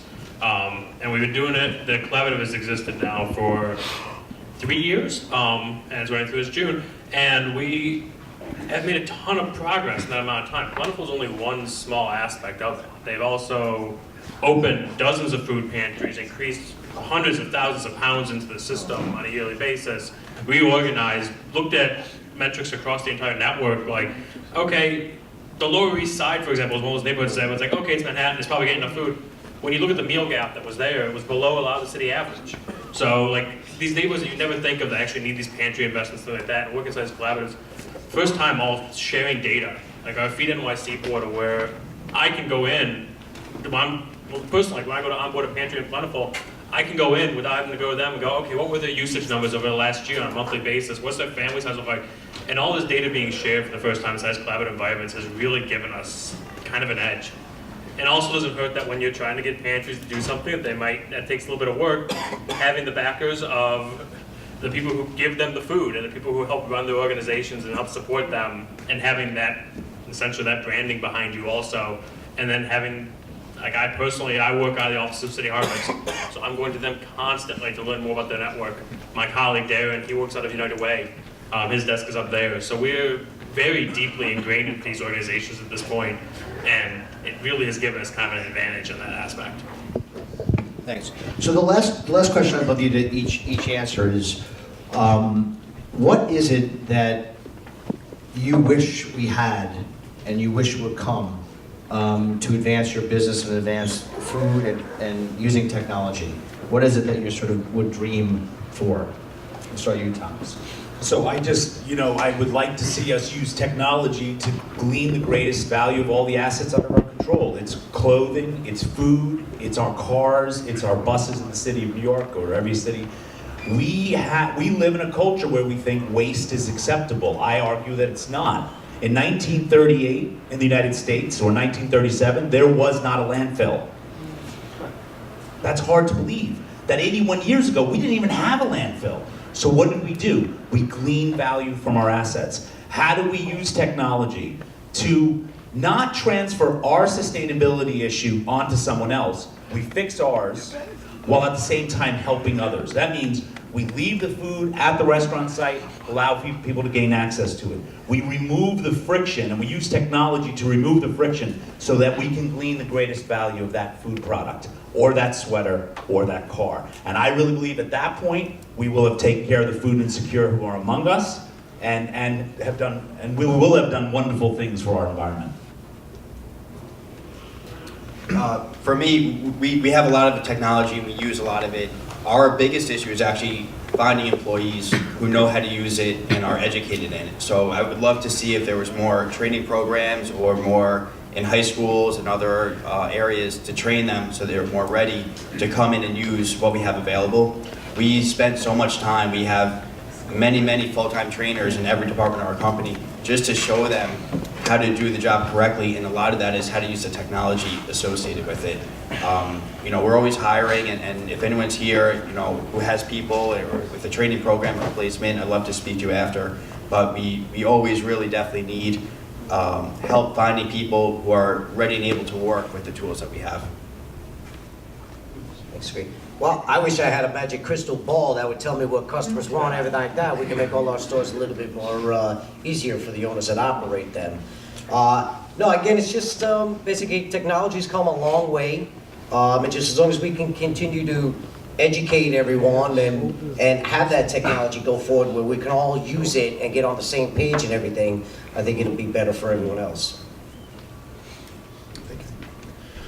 Well, we live in a four-sided marketplace, right? So what we're trying to do is address the consumers who are essentially looking, to have access to food, right, and make it at least available more readily. And then we're working with retailers who don't have as much knowledge of technology, so the onboarding process for them is a lot greater, right? And then we're dealing with a workforce who is obviously dealing with a lot of governmental issues nowadays, right? But we're finding new ways to essentially, give them work. But then there's the Hispanic CPG companies who are just literally bypassing our population. There's 59 million of us, right? But then there's a big health scare in this country with diabetes going up and a lot of things like that. So essentially now utilizing what people consume the most, social media influencers, to not only educate, but also positively influence in this community. And then, I take that responsibility myself, to bring out that story throughout this country. So I definitely look for the support, not only from our fellow Latinos and Hispanics, but our community here. We've been underserved and underrepresented, and I think it's time that we pretty much stand up and represent, our people. Yeah. So I deal with the sector that has little to no technology in most of the places we come into. Most of our food pantries still run paper sign-in sheets. They still run. I am very fortunate if I go to a pantry and they have Wi-Fi. To me, though, those are all issues, at least in my area, that are going to be solved in our time and kind of on their own accord. Like, cell phones becoming more and more prevalent. Home-based, as we see, home-based internet connections are less and less prevalent now. Those kind of things are solved. For me, it's this investment in technology in what a lot of people call the unheard third. And it's building for emergency food services and things like that, and investing in products in that marketplace. We see Fresh Direct, and we see Prime Now, and we see 2-hour delivery services across the board popping up. I can go on my app store and download 10 different apps that do delivery to my door inside of an hour. I have one app in New York City that tells me accurate operating times of food pantries in the city. I have none that tells me accurate soup kitchen hours. I have and the data that's out there too, you look at our websites, is terrible. And just investing, and then the biggest thing for us is closing the loop and gathering feedback. You hear about Yelp and you hear about Seamless, and I go on Seamless. I order from Seamless on a regular basis. I don't order from one-star places on Seamless. I wouldn't want to visit a one-star food pantry. Gathering that feedback and having that data and being able to have even the food pantries react to that feedback first time, really seeing an investment in kind of what has typically been emergency services. Hunger is something that affects everybody in this country. And the number of food insecure people in the city, it's not an insignificant number. It is something there is definitely a market for, and there are ways to get investments and develop technology to help people and really make solutions simpler, from just doing automatic translations to giving them proper information that is vetted. Just needs to be developed, and that's why I'd really like to see for Tech and Hunger. Thank you. So I'm going to consider myself a panelist also. I'll tell you what my wish is. I would wish for technology to be able to really improve access to food, to create, dovetailing on what everybody said, an incredible feedback loop of using the data to sort of really fix some of the access and food insecurity problems by mining all this data and then sort of being able to, and this is where I think government could potentially help, because there's not one company that should benefit from all this. It should be sort of an aggregation. And I even know that Yelp, when I was early in my academic career, they were willing to give me API of all their data if I wanted to look for if there was some sort of correlation between healthy eating and some of the restaurant reviews, and they were very willing to give data. So I think that that's always really interesting. But I want to thank everybody for coming today. This was a great panel, and I have one more wish, that basically we created a mentor incubation program for food technology startups and partner with some of the big companies here. And I think that would be money and time well spent. So, all right, we got one. All right, well, thank you very much and have a great afternoon.